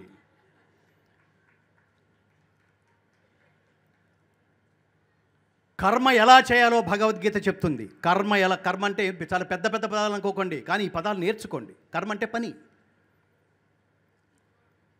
ఒక పని ఎలా చేయాలో చెప్తుంది. అదంతా భగవద్గీత అంతా ఎంత గొప్పదంటే ఏ శ్లోకం మీరు తరచి చూసినా భగవద్గీత సారాంశం అంతా ఈ శ్లోకంలోనే ఉంది. ఎంత గొప్పగా చెప్పాడు రా కృష్ణుడు అనిపించేట్టుగా ఉంటుంది ప్రతి శ్లోకం. Most important. ఎడిటెడ్ వర్షనే మాట్లాడతాడు పరమాత్మ. శ్రీకృష్ణ పరమాత్మ అర్జునుడికి 574 శ్లోకాలు బోధించాడు. అర్జునుడు మధ్య మధ్యలో సందేహం వచ్చినప్పుడల్లా 84 శ్లోకాల రూపంలో ప్రశ్నలు సంధించి తన సందేహాలకి నివృత్తి పరమాత్మ నుంచి చేసుకున్నాడు. సంజయుడు 41 శ్లోకాలు ధృతరాష్ట్రుడికి నివేదించాడు. ధృతరాష్ట్రుడు ఒక్క శ్లోకం చెప్పాడు. ధర్మక్షేత్రే కురుక్షేత్రే సమవేత యుయుత్సవ. భగవద్గీత ఎక్కడ ప్రారంభమైంది? ధర్మం అనే శబ్దంతో. భగవద్గీత ఎక్కడ ముగిసింది? ధ్రువా నీతిర్ మతిర్ మమ, మమ శబ్దంతో. మొదటి శబ్దం ధర్మ, చివరి శబ్దం మమ, రెండూ కలిపితే మమ ధర్మ. ప్రతివాడు పుట్టిన ప్రతివాడు నా ధర్మం ఏమిటి, నేనేం చెయ్యాలి అని చూసుకోకపోతే లైఫ్ అంతా టైం పాస్ అవుతుంది మిత్రులారా. Life waste. నువ్వు డాక్టర్ కావాలనుకున్నావా? ప్రపంచంలో ఉన్న డాక్టర్స్ అందరికీ నీ పేరు తెలిసి ఉండాలి. అది సాధన అంటే. లాయర్ కావాలనుకున్నావా? ప్రపంచంలో లాయర్స్ అందరూ నీ పేరు గుర్తుపెట్టుకునే స్థాయిలో నువ్వు జనాలకి చాలా దగ్గర అయి ఉండాలి. నువ్వు ఇంజనీర్ కావాలనుకున్నావా? ప్రపంచం మొత్తం విశ్వేశ్వరయ్య మనవాడే, ఆయన ఎలా అయితే గుర్తుపెట్టుకున్నారో అలా గుర్తుపెట్టుకోవాలి. కర్మ అంటే అలా చేయాలి. అంటే నువ్వు ఏ పని అయితే ఎంచుకున్నావో ఆ పనితో మమేకమై చేయడమే, తాదాత్మ్యత పొంది చేయడమే, తపస్సులా భావించి పొంది చేయడమే, నేను దీనికోసమే పుట్టాను అనే అనుభూతితో ఆ పనిని ప్రేమిస్తూ చేయడమే కర్మ. దీని కర్మయోగం అంటాం. యోగం అనే పదం ఎందుకు యాడ్ చేశారు అంటే ఏ పని చేయడం వల్ల, యోగం అంటే యుజ్యతే ఇది యోగ. యోగం అంటే కలయిక అని అర్థం. ఎవరితో కలయిక? ఏ ఇద్దరు కలిస్తే అది కలయిక అయిపోతుందా? ఇద్దరు కలిసి బ్యాంకు దొంగతనం చేయడానికి నైట్ ప్లాన్ చేస్తున్నారు అనుకోండి, అది కలయిక? కలయిక అంటే జీవాత్మ పరమాత్మతో కలయిక ఈజ్ అల్టిమేట్. అదే ఉత్కృష్టమైంది. లేదా ఏ ఇద్దరు కలవటం వల్ల లోకానికి ప్రయోజనం కలుగుతుందో ఆ కలయికని యోగం అంటాం. నేను ఎప్పుడు చెప్తుంటాను, స్నేహితుల్లో 3 రకాలు. ఒకళ్ళు క్లాస్మేట్లు, రెండో వాళ్ళు గ్లాస్మేట్లు, మూడో వాళ్ళు సోల్మేట్స్. క్లాస్మేట్లు విడిపోతారు ఏదో సందర్భంలో, గ్లాస్మేట్లు డెఫినెట్గా అక్రాస్ ది టేబుల్ ఏదో రోజున అదే గ్లాసులతో కొట్టుకుని ఫినిష్. కానీ సోల్మేట్స్ అంటే ఆత్మబంధం ఉన్నవాళ్ళు. ఏ ఇద్దరు కలవటం వల్ల ఇద్దరు కలిసినప్పుడల్లా లోకానికి ఏదో చెయ్యాలి, అనే సంకల్పంతో లక్ష్యంతో కలుస్తారో అది సోల్మేట్స్ అంటే. నాకు చాలా ఆనందంగా ఉంది. బ్రహ్మర్షి పత్రిజీ గారికి ఇన్ని లక్షల మంది సోల్మేట్స్ని ఏర్పరచుకోవడం అన్నది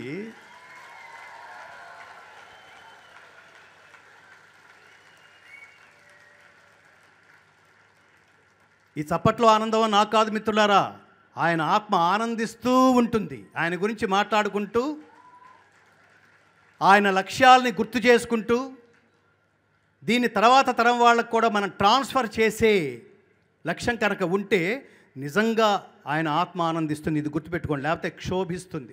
ఊరికే టైంపాస్ కోసం వచ్చారు.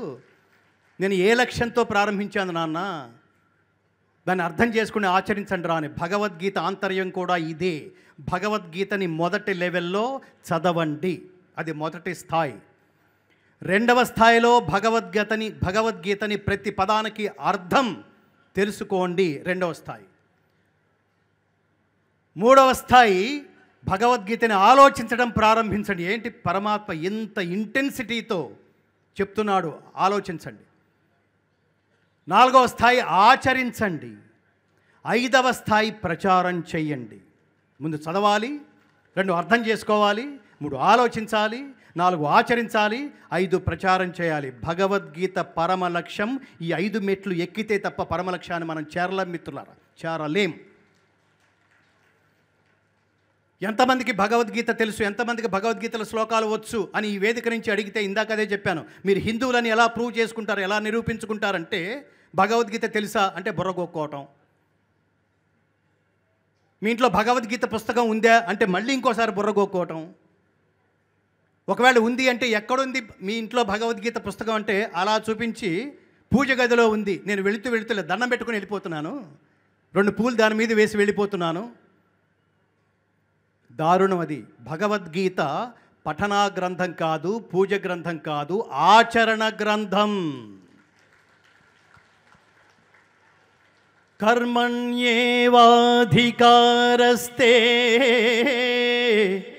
మా ఫలేషు కదాచన మా కర్మ ఫలహేతుర్భూ మా తే సంగోస్త్వ కర్మణి.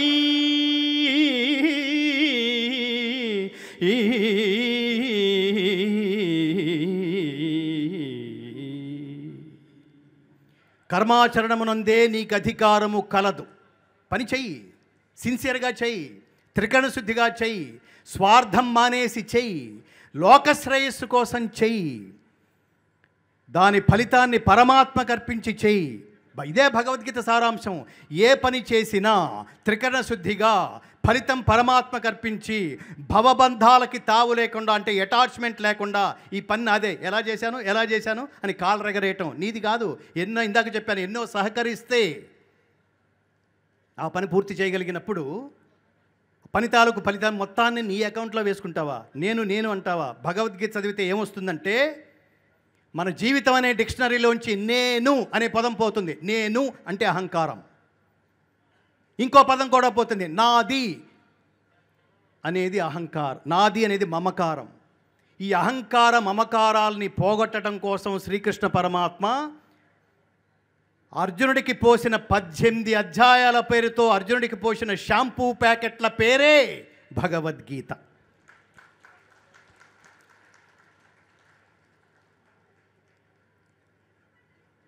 అర్జునుడు ఏడ్చాడు, అర్జునుడిలో ఆసక్తిని గమనించాడు. అప్పటి వరకు కృష్ణుడు మాట్లాడలేదు. ఆసక్తిని గమనించాడు.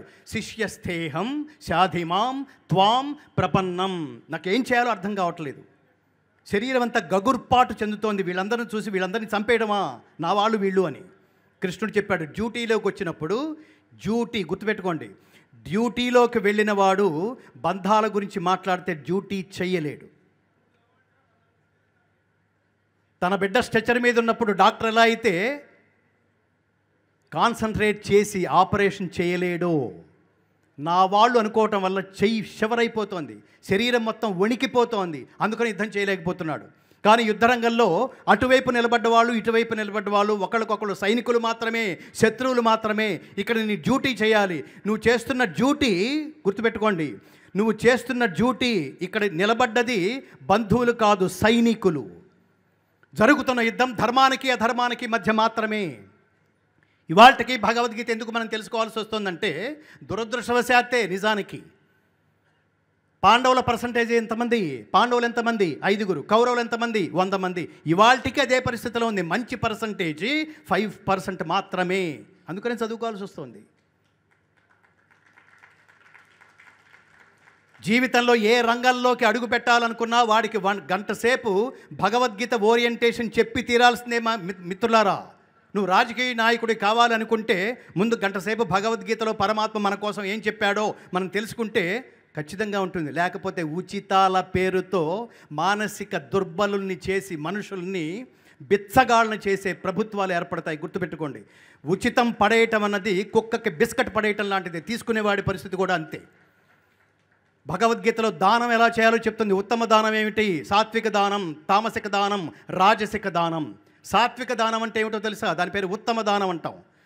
దాతవ్యమితి యద్దానం దీయతే అనుపకారిణే దేశే కాలే చ పాత్రే చ తద్దానం సాత్వికం స్మృతం. ఉచితం అంటే దానం. ఎవరికి ఇవ్వాలి? శారీరక మానసిక దుర్బలులకి దానం చేయాలి. ప్రకృతి వైపరీత్యాల వల్ల సర్వనాశనం అయిపోయి తిరిగి కోలుకోలేని స్థితిలో ఉన్న వాళ్ళకి దానం చేయాలి. వేళకి 10 ఉంగరాలు పెట్టుకున్న వాళ్ళకి కాదు. జనాల్లోకి వెళ్ళాలి. వాళ్ళకి ఏది అవసరమో ఎంక్వైరీ చేసి పాత్ర ఎరిగి తన ప్రత్యుపకారమును ఆశించకుండా చేసే దానం సాత్విక దానం, ఉత్తమ దానం. నా కాళ్ళు కళ్ళు అన్నీ బాగానే ఉన్నాయి, సకలాంగాలు ఉన్నాయండి, మీరు నాకు దానం చేయొద్దు, ఉచితమే వద్దు ప్లీజ్ అన్నప్పుడు మాత్రమే రామరాజ్యం వస్తుంది, రామరాజ్యం ఏర్పడుతుంది. నాకు కాంది నాకు అక్కర్లేదు, నాకు అవసరం లేదు, నాకు అక్కర్లేదు, గిఫ్టులతో సహా. గిఫ్ట్ ఇస్తే ఆనందపడిపోతున్నాను చూడండి. గిఫ్ట్ అంటే ఏమిటి? అదర్స్ ప్రాపర్టీ అని అర్థం.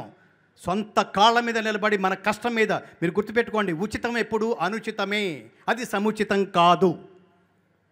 కష్టపడి సాధించేదానికి విలువ ఉంటుంది, ఉచితానికి విలువ ఉండదు. ఇచ్చేవాడికి తీసుకునేవాడికి విలువ ఉండదు. కాబట్టి పాత్ర ఎరిగి మీరు ఎవరికైనా దానం చేయాలన్నా కూడా ఇది చూడండి, వాడి పాత్ర తెలుసుకోండి, వాడి అర్హత తెలుసుకోండి. దీనికి ఇంగ్లీష్లో ఒక నోషన్ ఉంది, God gives you what you deserve, not what you Dzire. దేవుడు కోరికని బట్టివ్వడు, అర్హతను బట్టిస్తాడు. అర్హత ఏమిటో, అర్హతలు కలిగి ఉండటం ఏమిటో, ఎలాంటి వాడికి శ్రీకృష్ణుడు పరమాత్మ ఎలాంటి వాడిని తన భక్తుడిగా స్వీకరిస్తాడో భగవద్గీత చెప్తుంది మిత్రులారా. ఉద్ధరేదాత్మనాత్మానం నాత్మానమవసాదయేత్ ఆత్మైవైహాత్మనో బంధుః ఆత్మైవరిపురాత్మనః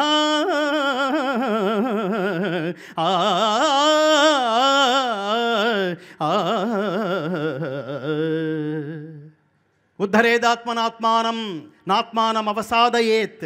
మనిషికి మనసే మిత్రుడు, మనసే శత్రువు. కాబట్టి అధోగతి చెందకుండా తనని తానే ఉద్ధరించుకోవాలి. పరమాత్మ మనకిచ్చిన శక్తుల్ని తిరిగి లోకం కోసం ఖర్చు పెట్టేవాడు లోకాలున్నంతకాలం ఉండిపోతాడు. అందుకనే 32,000 సంకీర్తనల పుష్పాలతో తిరుమల తిరుపతి వెంకటేశ్వరుని అర్చించి భజించి సేవించి తరించి కైవల్య ప్రాప్తిని పొందిన మహనీయుడెవరు? తెలుగు వాళ్ళకి తొలి పద కవితా పితామహుడు అన్నమయ్య. ఇవాళ మనం ఎవరి దగ్గర నుంచి నేర్చుకోక్కర్లేదు. అలాంటి మహానుభావులు సమాజంలో ఎవరిని నిన్ను నువ్వు ఎలా ప్రేమించుకుంటున్నావో సకల ప్రాణుల్ని అలా ప్రేమించినప్పుడు మాత్రమే పరమాత్మ కృపకి పాత్రుడవవుతావు అని భగవద్గీత చెప్తోంది. ఆత్మౌపమ్యేన సర్వత్ర సమం పశ్యతి యోర్జున సుఖం వా యది వా దుఃఖం సయోగి పరమో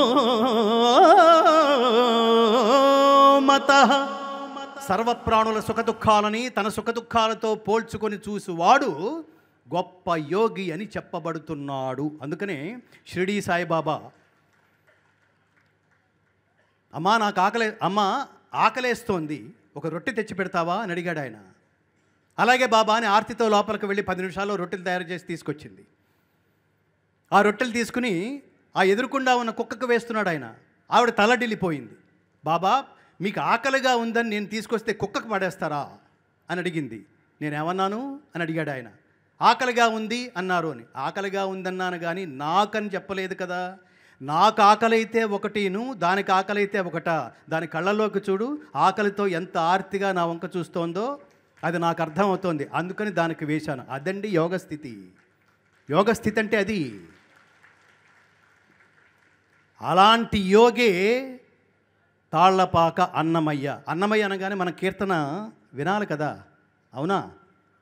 త్రిహరే అంతరాత్మ, మహరే అంతరాత్మ, బ్రహ్మమొక్కటే పరబ్రహ్మమొక్కటే, పరబ్రహ్మమొక్కటే, పరబ్రహ్మమొక్కటే.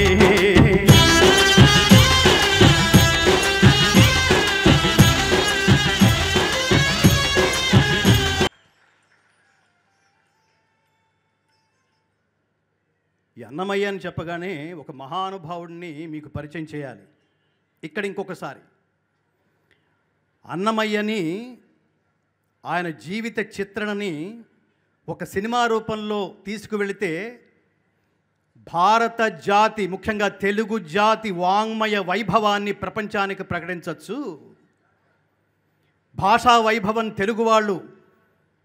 తెలుగు వాళ్ళకి తెలియక ముందే ఒక మహానుభావుడు, తొలి పద కవితా పితామహుడి పేరుతో వెలసిన ఒక మహానుభావుడు, పరమాబ్జ సంభవుడు మన తెలుగువాడు. ఆ తెలుగువాడి జీవితాన్ని ప్రపంచానికి అందించాలనే లక్ష్యంతో ఒక మహానుభావుడు ఆయన జీవిత చరిత్రని సినిమా కథగా తయారు చేసి తెలుగు సినిమా ఇండస్ట్రీ మొత్తం తిరిగాడు. ఎవరు అంగీకరించాల అప్పట్లో. కానీ ఇద్దరికి మాత్రం ఆ యోగం దక్కింది ఈ మహానుభావుడి వల్ల. ఆ దక్కించుకున్న ఆ యోగులు ఒకరు కె రాఘవేంద్రరావు గారు, దర్శకుడు. ఆ అదృష్టాన్ని దక్కించుకున్న రెండవ వ్యక్తి నాగార్జున. ఈ ఇద్దరికి ఆ యోగాన్ని దక్కించిన నిరాడంబరుడైన కర్మయోగి, నిష్కామ నిస్వార్థ కర్మయోగి పేరు ఆ సినిమా రచయిత శ్రీ జేకే భారవి. ఆయన ఇక్కడే ఉన్నారు ముందు వరుసలో. ఒకసారి నిలబడండి మహాత్మా. అన్నమయ్యకి వెంకటేశ్వర స్వామికి వినిపించేంతగా చప్పట్లతో ఆయన అభినందిద్దాం.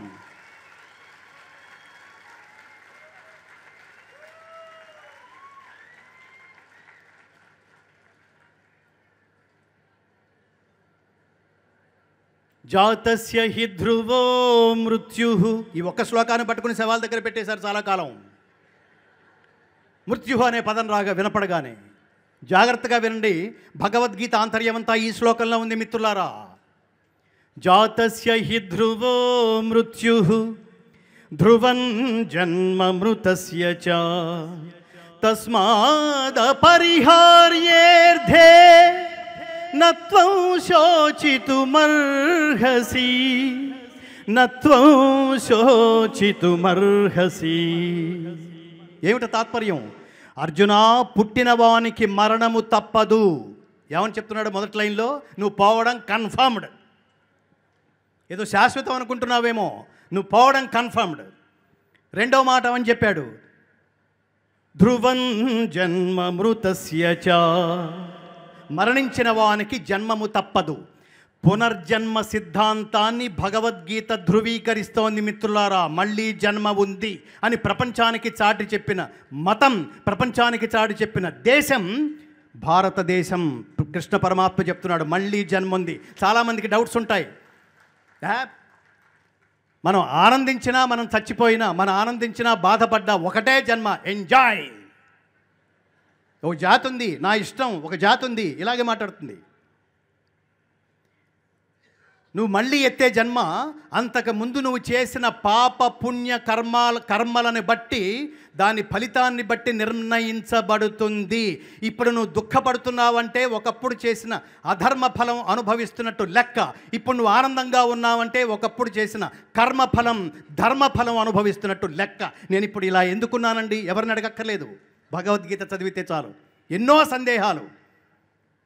మహాత్మా గాంధీ తక్కువవాడు కాదు, పిచ్చివాడు కాదు. నాకు ఎలాంటి సందేహం వచ్చినా, జీవితంలో ఎలాంటి మానసిక ఒత్తిడి కలిగినా భగవద్గీతలో కళ్ళు మూసుకుని ర్యాండమ్గా వేలొక చోట పెట్టి ఆ పేజీ తిప్పితే నా సందేహ నివృత్తి కలిగేది. నా మనసులో మానసిక ఒత్తిడంతా పోయేది.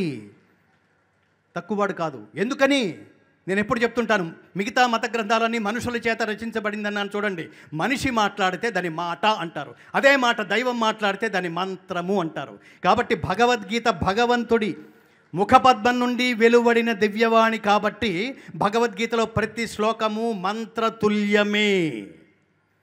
మంత్రాలకున్న సహజ శక్తి వల్ల మీరు చదవండి చదవండి చదవండి చదవండి, మీరే పరమాత్మ అయిపోతారు. నమ్మండి. జీవితంలో మీరు ఎలాంటి లెక్కల మాస్టర్ లాగా సరే టైం చెప్పింది, నా టైం లెక్క చెప్తాను చూడండి ఆవిడ. అసలు ఈ భగవద్గీత అనే సముద్రంలో పడితే మనం అసలు ఒడ్డుకు రావాలని అనిపిస్తుందా? అర్జునుడు అడుగుతాడు, పరమాత్మ నీ అమృతమైన వచనాలని ఎంత విన్నా మళ్ళీ మళ్ళీ వినాలనిపిస్తోంది, మళ్ళీ ఇంకోసారి ప్లీజ్ ఆ రికార్డ్ ఇంకోసారి వేయవా అని అడుగుతున్నాడు. సరే అంటే నాకు కూడా ఒక భయం ఉంది, ఇప్పుడు దీన్ని పాటించకపోతే నెక్స్ట్ ఇయర్ పిలవరని. అందుకని చివరిగా నేను ఒక ఘట్టాన్ని మీ ముందు ఉంచి నేను నిష్క్రమిస్తాను. అప్పటిదాకా మీరు అక్కడ కూర్చోవచ్చు. ఆ ఘట్టం ఏమిటంటే, ఈ శ్లోకం పూర్తి చేసి ఘట్టంలోకి వెళదాం. పుట్టిన వానికి మరణము తప్పదు, నువ్వు శాశ్వతం కాదు, గుర్తుపెట్టుకో, అహంకరించకు.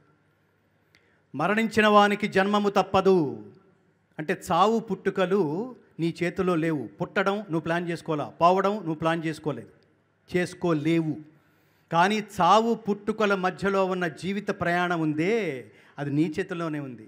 అందంగా ప్రయాణించు, అద్భుతంగా ప్రయాణించు, ఇతరులకు స్ఫూర్తినిచ్చేట్టుగా ప్రయాణించు. యద్యదాచరతి శ్రేష్టస్తత్తదేవేతరో జనః సయత్ ప్రమాణం కురితే లోకః తదనువర్తతే. ఉత్తముడు దేన్ని ఆచరిస్తే లోకమంతా దాన్నే ఆచరిస్తుంది. కాబట్టి ప్రపంచంలో ప్రతి మానవుడు ఎవడి వంక చూసినా అసలు నువ్వు చాలా యు ఆర్ సంథింగ్ గ్రేట్, నువ్వు నన్ను చాలా ఇన్స్పిరేషన్ ఇచ్చావు నా జీవితానికి, నేను నిన్నే ఫాలో అవుతాను అని అనిపించేంత స్ఫూర్తిదాయకంగా జీవితాన్ని గడుపు అని ప్రపంచ మానవులకి బోధించిన అత్యద్భుతమైన గ్రంథం భగవద్గీత. ఇది తెలుసుకుంటే చాలు మిత్రులారు, ఇంకా కన్వర్షన్స్ ఉండవు. మిగతా మత గ్రంథాలు చూడండి, చిన్న సారూప్యం చెప్తాను, చిన్న భేదం చెప్తాను. అన్యదేవతల్ని ఆరాధించే వాళ్ళని రాళ్లతో కొట్టి చంపండి అని చెప్తోంది బైబిల్. మా మత సిద్ధాంతాల ప్రకారం, జాగ్రత్తగా వినండి మిత్రులారా, మా మత సిద్ధాంతాల ప్రకారం స్త్రీ పురుషులు సమానం కాదు. స్త్రీలు బిడ్డలను కనడానికి మాత్రమే పనికొస్తారు. అబూ బకర్ ముసలియార్ ఒక మతంలోంచి మాట్లాడుతున్నారు. మనం ఏమని మాట్లాడుతున్నాం? మాతృదేవో భవ, తల్లి దేవుడురా, తల్లి దేవతరా నాన్న. చెప్పండి, ఇవి మహామంత్రాలు. తైత్తరీయోపనిషత్తు చెప్తోంది, 4 మహావాక్యాల్ని చదివి అర్థం చేసుకుని ఆచరిస్తే చాలు, డబ్బు కాదు. తల్లి గర్భము నుండి ధనము తేడెవ్వడు, వెళ్ళిపోయిడి నాడు వెంటరాదు, లక్షాధికారైన లవణమన్నమే గాని మెరుగు బంగారము మృంగబోడు. ఇది లైఫ్. ఇచ్చేరా ఇచ్చినవాడే బతుకున్నాడు. రాముడు ఇచ్చేశాడు, కృష్ణుడు ఇచ్చేశాడు. ఎవడు దోచుకునేవాడు ఎప్పుడు బతుకున్నాడు మిత్రులారా? ఇచ్చినవాడే బతుకున్నాడు. కారే రాజులు రాజ్యములు గల్గవే, గర్వోన్నతిం పొందరే, వారేరి సిరి మూట గట్టుకొని పోవంచాలిరే, పుడమిపై పేరైనన్ గలదే శిబి ప్రముఖులున్. ఇవ్వడం తెలుసుకోండి. ఉండటం అంటే మనసు ఉండటం, డబ్బు ఉండటం కాదు. డబ్బంతా ఎవరి దగ్గర ఉంది? దుర్యోధనుడి దగ్గర. పేరు ఎవడికి వచ్చింది? కర్ణుడికి. ఏం పేరు వచ్చింది? దానకర్ణుడు. ఈ దానం చేసిన డబ్బంతా ఎవరిది? దుర్యోధనుడిది. వీళ్ళిద్దరికీ తేడా ఏమిటి? వీడికి ఆ బుద్ధి ఉంది, వాడికి ఆ బుద్ధి లేదు. మీ దగ్గర 100 రూపాయలు ఉంటే 10 రూపాయలు జనంది అనుకోండి మిత్రులారా. నేను ఆచరించి మాట్లాడుతున్నాను. నేను సినిమా ప్లేబ్యాక్ సింగర్గానే ఉన్నట్టయితే నేను చాలా ఉండేవాడిని. అలా అనుకోలేదు మిత్రులారా. ఒక మహానుభావుడు ఇచ్చిన ఆలోచన, జేకే భారవ్ అని ఆ ఇద్దరు జన్మల్ని ఎలా అయితే తిప్పేశాడో, మీరు సంపూర్ణ భగవద్గీత పాడి రికార్డ్ చేసి ఈ దేశంకి అంకితం ఇస్తే మీ జన్మ సార్థకం అవుతుంది అనే ఒక్క మాటకి కనెక్ట్ అయ్యాను. అదేదో సినిమాలో ఒక్కసారి కమిట్ అయితే నా మాట నేనే. కాబట్టి భారతదేశంలో ఇంకా గట్టిగా మాట్లాడితే ప్రపంచంలో సంపూర్ణ భగవద్గీతలోని 700 శ్లోకాలని తాత్పర్య సహితంగా స్వీయ సంగీతంలో అత్యున్నత సాంకేతిక ప్రమాణాలతో రికార్డు చేసి, అంటే మీరు కళ్ళు మూసుకుని వింటుంటే దర్శిస్తున్న అనుభూతి కలిగించే సాక్షాత్తు శ్రీకృష్ణ పరమాత్మ అర్జునుడితో మాట్లాడుతున్న అనుభూతిని, కురుక్షేత్రంలో మీరు అక్కడే కూర్చుని వింటున్న అనుభూతిని కలిగించే సౌండ్ టెక్నాలజీలో రికార్డు చేసి విడుదల చేసి అబ్దుల్ కలాం గారి చేతుల మీదుగా అంతటితోనే తన బాధ్యత పూర్తయిపోయిందని భావించకుండా తర్వాత జీవితం మొత్తం భగవద్గీత ప్రచారానికే అంకితం చేస్తాను అని దానికే కట్టుబడి ఉన్న ఈ దేశంలో ఇప్పటి వరకు ఒకే ఒక్క గాయకుడిని నేను అని చెప్పడానికి గర్వపడతాను మిత్రులారా. నా లక్ష్యం అశాశ్వతమైన రికార్డులకు ఎక్కడం కోసం కాదు మిత్రులారా. భగవద్గీత ప్రతి ఇంట నేను ఎప్పుడు చెప్తుంటాను, గీత నేర్చుకో, రాత మార్చుకో, ఇంటింటా గీతా జ్యోతుల్ని వెలిగించుకో, మన ధర్మాన్ని కాపాడుకుందాం. ఈ స్పృహ లేదనుకోండి, కన్వర్షన్ పేరుతో ఒకళ్ళు పట్టుకుపోతున్నారు మన ఇంట్లో పిల్లల్ని. లవ్ జిహాద్ పేరుతో మన ఇంట్లో పిల్లల్ని పట్టుకుపోతున్నారు. హిందూయిజం సర్వనాశనం అయిపోతుంది మిత్రులారా. భవిష్యత్తులో దానికి చాలా దుర్దశ ఏర్పడే ప్రమాదం ఉన్నట్టుగా హెచ్చరిస్తున్నారు. దయచేసి హిందూ బంధువులారా, ధర్మ బంధువులారా, జ్ఞాన సింధువులారా, గుర్తెరగండి, మనం హిందువులం. పిల్లలు అడుగుతారు, హిందువులం అని అంటున్నాడు ఆయన, హిందూ అంటే మనం కూడా ఒక వర్గమా నాన్న అని అడిగాడు అనుకోండి, వాడికి మీరు సమాధానం చెప్పండి. నాన్న, హిందూ అనే పదానికి, హిందూ అనే శబ్దానికి అర్థం వేరు నాన్న. హిందూ అంటే సర్వజన బంధువు అని అర్థం. ప్రపంచంలో ఎవరినైనా ప్రేమించగలిగేవాడు, ఎవరినైనా తన కౌగిలిలోకి తీసుకోగలిగేవాడు ఒక్క భారతీయుడు మాత్రమే. అందుకని మేరా భారత్ మహాన్. ఇందాక చెప్పాను చూడండి, జై శ్రీరామ్, జై శ్రీకృష్ణ. మూడో నినాదం ఏమిటో తెలుసా? భారత్ మాతాకి. గుర్తుపెట్టుకోండి ఇది.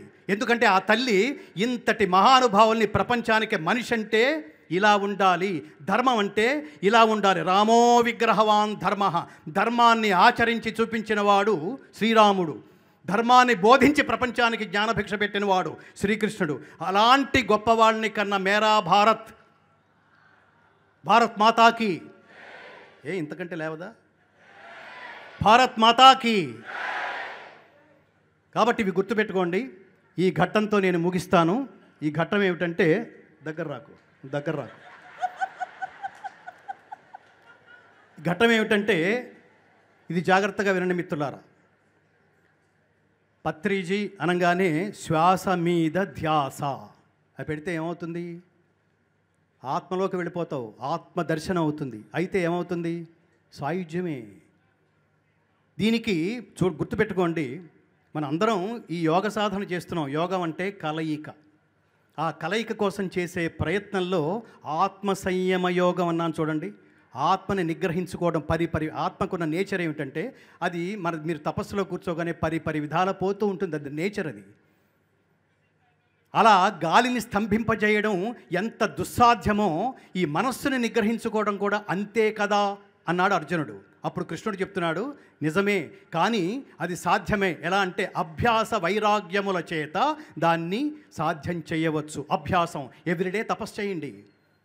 వైరాగ్యం అంటే అర్థం ఏంటంటే, ఏది శాశ్వతమో ఏది అశాశ్వతమో తెలుసుకుని శాశ్వతం వైపుకి వెళ్ళు, అశాశ్వతం వైపుకి విముఖతని ప్రదర్శించటమే యోగం. ఇది అక్కర్లేదు, సో వాట్, అయితే నాకేంటి, దీని తర్వాత ఏమొస్తుంది, అంత ఎహెడ్ ఆలోచించగలిగితే దాని పేరు యోగం అంటాం. ఇంత చెప్తున్నప్పుడు అర్జునుడికి, జాగ్రత్తగా వినండి మిత్రులారా, ఈ 5 నిమిషాలు చాలా విలువైనవి. అప్పటిదాకా బావా అనుకుని మాట్లాడుకునే వాళ్ళు, అప్పుడు భాష వేరు. కానీ భగవద్గీత పేరుతో కృష్ణుడు అర్జునుడితో మాట్లాడుతున్న వాంగ్మయానికి తేడా కనిపించింది అర్జునుడికి. ఏంటి నా పక్కన ఉన్నవాడు మామూలు వాడు అలాగా లేదు, బావాని అనాలనిపించట్లేదు, సంథింగ్ ఎల్స్, ఎవరో మహోత్కృష్టమైన వ్యక్తి, అతనికి నమ్మకం ఉంది. కానీ ఇప్పుడు అడుగుతున్నాడు విభూతి యోగానికి ముందు, నువ్వులాగా లేదు, నా పక్కనున్న కృష్ణుడిలాగా బావాని అనాలనిపించట్లేదు, నువ్వెవరో సంథింగ్ ఎల్స్, నిన్ను దర్శించాలని అనిపిస్తోంది, పరమాత్మ అనాలనిపిస్తోంది. ఈ మానవ రూపంలో నిన్ను చూస్తున్నప్పుడు నాకెందుకో ఆ కాన్సన్ట్రేషన్, ఆ ఏకాగ్రత కుదరట్లేదు. నాకు నీ దృష్టిలో అర్హత ఉంది అనుకుంటే నువ్వెవరో నాకు అసలు మొదట చెప్పు, నీ అవతార పరమార్థం ఏమిటో నాకు చెప్పు అని అంటే, విభూతి యోగం పేరుతో ఈ సృష్టిలో ఎలాంటి వస్తు విశేషాల రూపంలో సమధికంగా పరమాత్మ సుప్రతిష్ఠుడై ఉన్నాడో విభూతి యోగంలో పరమాత్మ వివరిస్తాడు. జయము ప్రయత్నము సాత్వికులలో సత్వగుణము నేనే, ప్రహ్లాదశ్చాస్మి దైత్యానాం కాలః కలయతామహం, మృగాణాంచ మృగేంద్రోహం వైనతేయశ్చ పక్షిణాం, రాక్షసులలో ప్రహ్లాదుడు, గణకులలో కాలము, పక్షులలో గరుత్మంతుడు, మృగములలో సింహము నేనే.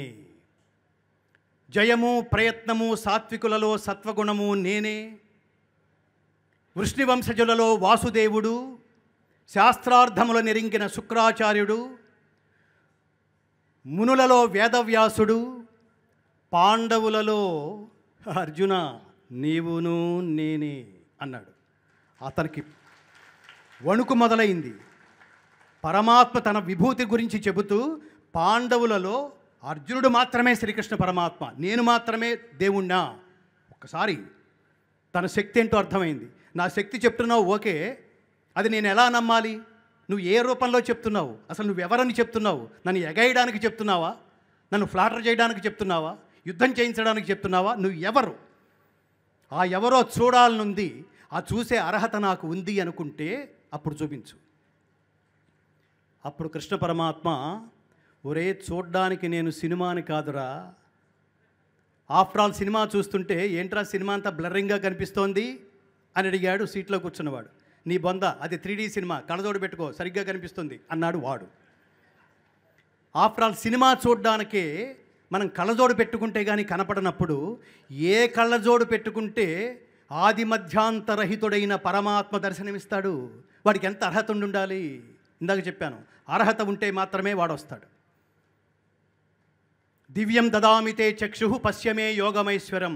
ఇప్పుడు నన్ను చూడాలంటే నీకు దివ్య చక్షువులని ప్రసాదిస్తున్నాను, ఈశ్వరీయమైన నా యోగశక్తిని గాంచుము అని ఇవ్వడం మొదలెట్టాడు. కళ్ళజోడిచ్చి దివ్యశక్తినిచ్చి పరమాత్మ వెళుతున్నాడు. ఇంతింతై వటుడింతయ్యై మరియు దానింతై నభోవీధిపైనంతై తోయద మండలాగ్రమున కల్లంతై ప్రభారాశిపైనంతై చంద్రునికంతయ్యై ధ్రువునిపైనంతై మహర్వాటిపైనంతై సత్య పదోన్నతుండచు బ్రహ్మాండాంత సంవర్ధియై. అక్కడ పోతని చెప్తున్నాడు వామనావతార ఘట్టాన్ని వివరిస్తూ. ఇక్కడ అలా పరమాత్మ పెరిగిపోతున్నాడు. విశ్వవ్యాపకుడైన పరమాత్మను చూసి దివ్యచక్షువులు ఇచ్చినప్పటికీ అర్జునుడు భీతిలుతూ పరమాత్మలో ఏం కనిపిస్తున్నాయో చెప్తున్నాడు. జాగ్రత్తగా వినండి. భగవద్గీతలో 18 అధ్యాయాలలో అటు చూసారా, భగవద్గీతలో 2 నిమిషాలు అయిపోతుంది. భగవద్గీతలో 18 అధ్యాయాలలో 17 అధ్యాయాలు ఉపదేశానికి సంబంధించినవి, ఒక్క అధ్యాయం మాత్రమే దర్శనానికి సంబంధించింది. ఆ అధ్యాయం పేరు చెప్పండి, విశ్వరూప సందర్శన యోగము. ఇప్పుడు అర్జునుడు ఆ పరమాత్మని దర్శిస్తూ ప్రస్తుతిస్తున్నాడు, ఏం కనిపిస్తున్నాయో చెప్తున్నాడు. పశ్యామి దేవాంస్తవ దేవదేహే సర్వాంస్తథా భూత విశేష సంఘాన్ బ్రహ్మాణమీశం కమలాసనస్థం ఋషీంశ్చ సర్వానురగాంశ్చ దివ్యాన్ అనేక బాహూదర వక్త్రనేత్రం పశ్యామి త్వాం సర్వతోనంతరూపం నాంతం న మధ్యం న పునస్తవాదిం పశ్యామి విశ్వేశ్వర విశ్వరూప విశ్వరూప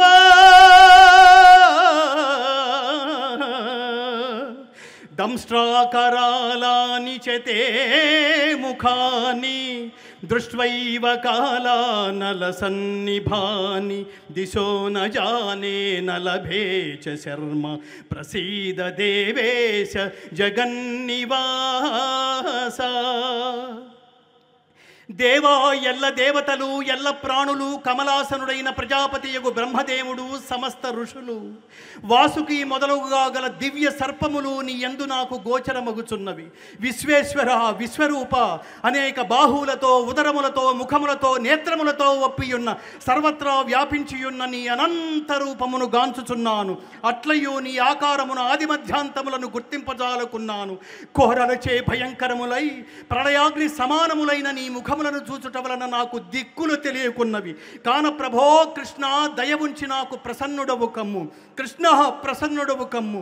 హే విష్ణు కిరీట చక్ర గదాధరుడవై సర్వత్రా ప్రకాశమానుడవై ప్రభాపుంజ స్వరూపుడవై దర్శింపనశక్యుడవై ప్రదీప్తాగ్ని సూర్యప్రభా కలితుడవై అప్రమేయ దివ్య స్వరూపుడవైన నిన్ను ఎల్లడలా గాంచుచున్నాను. ఓ మహాత్మా, నీవు ఆదిదేవుడవు, పురాణ పురుషుడవు, ఈ జగత్తునకు పరమాశ్రయుడవు, సర్వజ్ఞుడవు, సర్వవేద్యుడవు, పరమధాముడవు, విశ్వవ్యాపివి. ఓ మహాత్మా, వాయువు, యముడు, అగ్ని, వరుణుడు, చంద్రుడు, ప్రజాపతి, ప్రపితామహుడును నీవే. నీవే. నీకు సహస్ర వందనములు, మరల మరల వందనములు, వందనములు. అద్భుతం. గట్టిగా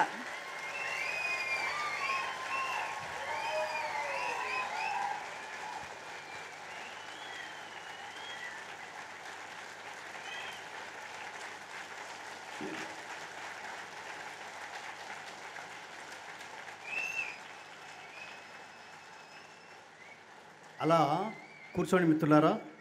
మీ ఆర్తికి,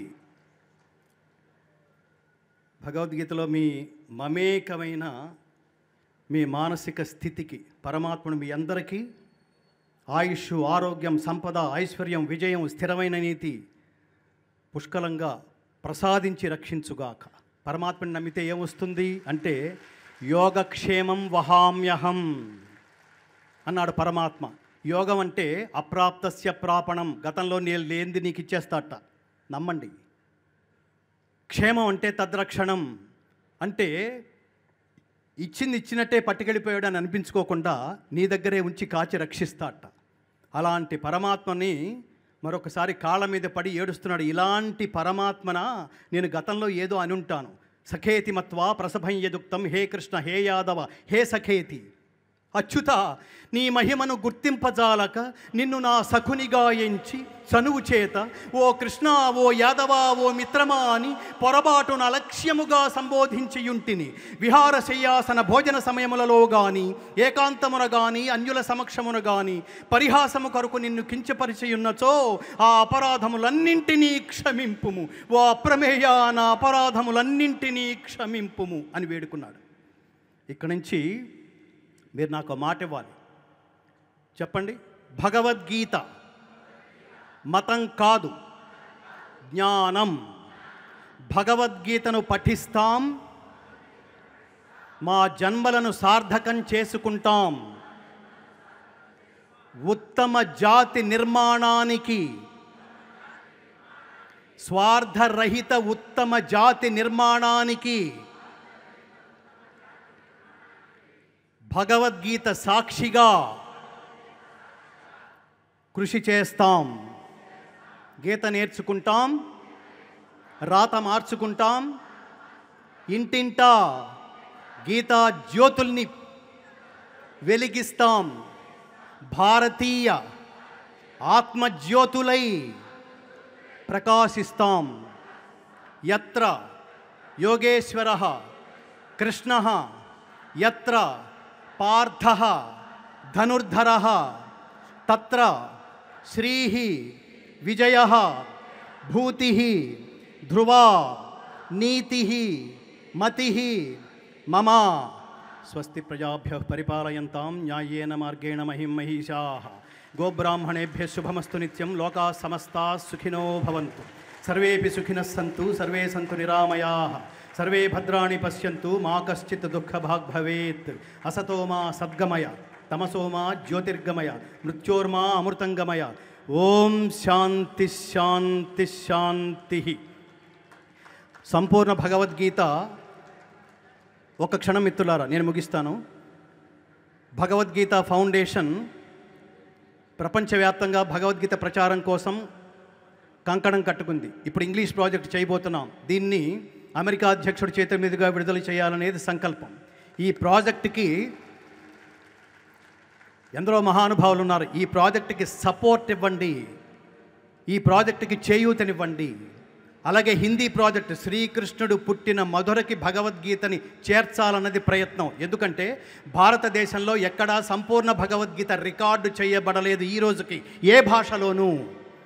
అందుకని కృష్ణుడు పుట్టిన మధురకి చేర్చడానికి హిందీలో రికార్డ్ చేయాలని, కృష్ణుడు పరిపాలించిన ద్వారకకి చేర్చడానికి గుజరాతీలో రికార్డ్ చేయాలని, సౌత్ ఇండియాలో ముఖ్యంగా దక్షిణ భారతంలో 2 దేవాలయాలు అత్యున్నతంగా నీరాజనాలు అందుకుంటూ భక్తులని ఆశీర్వదిస్తున్నాయి శ్రీకృష్ణ పరమాత్మ రూపంలో. ఒకటి ఉడుపి కన్నడలో రికార్డ్ చేయాలని, రెండవది గురువాయూర్ మలయాళంలో రికార్డ్ చేసి ఆ దేవాలయానికి పంపించాలని.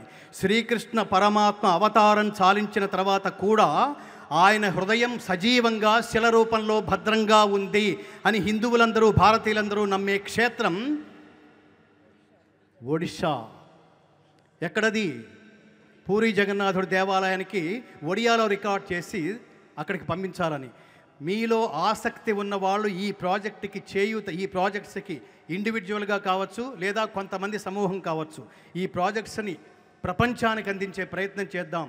ప్రపంచం మొత్తానికి ఒక పాజిటివ్ వైబ్రేషన్స్ మనిషిగా నిలబెట్టే అర్హత అవకాశం ఒక్క భగవద్గీత మాత్రమే ప్రపంచానికి అందించగలదు. కాబట్టి ఈ గీతని విశేషంగా ప్రచారం చేయాలని చెబుతూ తెలుగు ప్రాజెక్ట్ని, తెలుగు సంపూర్ణ భగవద్గీతని వినదలిచిన వాళ్ళు ఎవరైనా ఆన్లైన్కి వెళ్ళి భగవద్గీత foundation.orgలోకి వెళ్తే మీరు సబ్స్క్రైబ్ చేసుకుని రోజుకొక చాప్టర్ చొప్పున మీరు వినండి, ఆనందించండి, ఆచరించండి, తరించండి. జై శ్రీకృష్ణ, జై శ్రీకృష్ణ, జై శ్రీకృష్ణ. లెక్కల మాస్టర్కి థ్యాంక్స్. గురుగారు చాలా అద్భుతంగా ఈ భగవద్గీత ఇంతగా నేను వ్యక్తిగతంగా ఎప్పుడు వినలేదు. వచ్చే సంవత్సరం ఇదే తేదీ నాడు ఇంతమంది మధ్యన 3 గంటలు భగవద్గీత క్లాస్ ఉండాలండి. ఈరోజు మమ్మల్ని క్షమించాలి, ఎందుకంటే మీ ఫ్లోను ఆపినాము, క్షమిస్తారు అనుకుంటున్నాము. ఒకటి. రెండోది, మీ భగవద్గీత ఫౌండేషన్కు మీరు చేస్తున్న ఈ లోక కళ్యాణం పనికి అశోక బిల్డర్స్ తరఫున ఒక 5 లక్షల రూపాయల చెక్కును మీకు పంపిస్తాను. Thank you. కంగ్రాచులేషన్.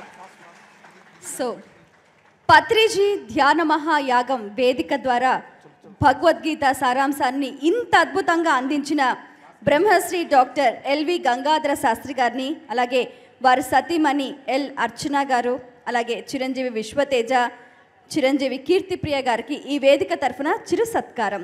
ఒకసారి అందరం లేచి నిలబడతాం గురువు గారికి. మనం అద్భుతంగా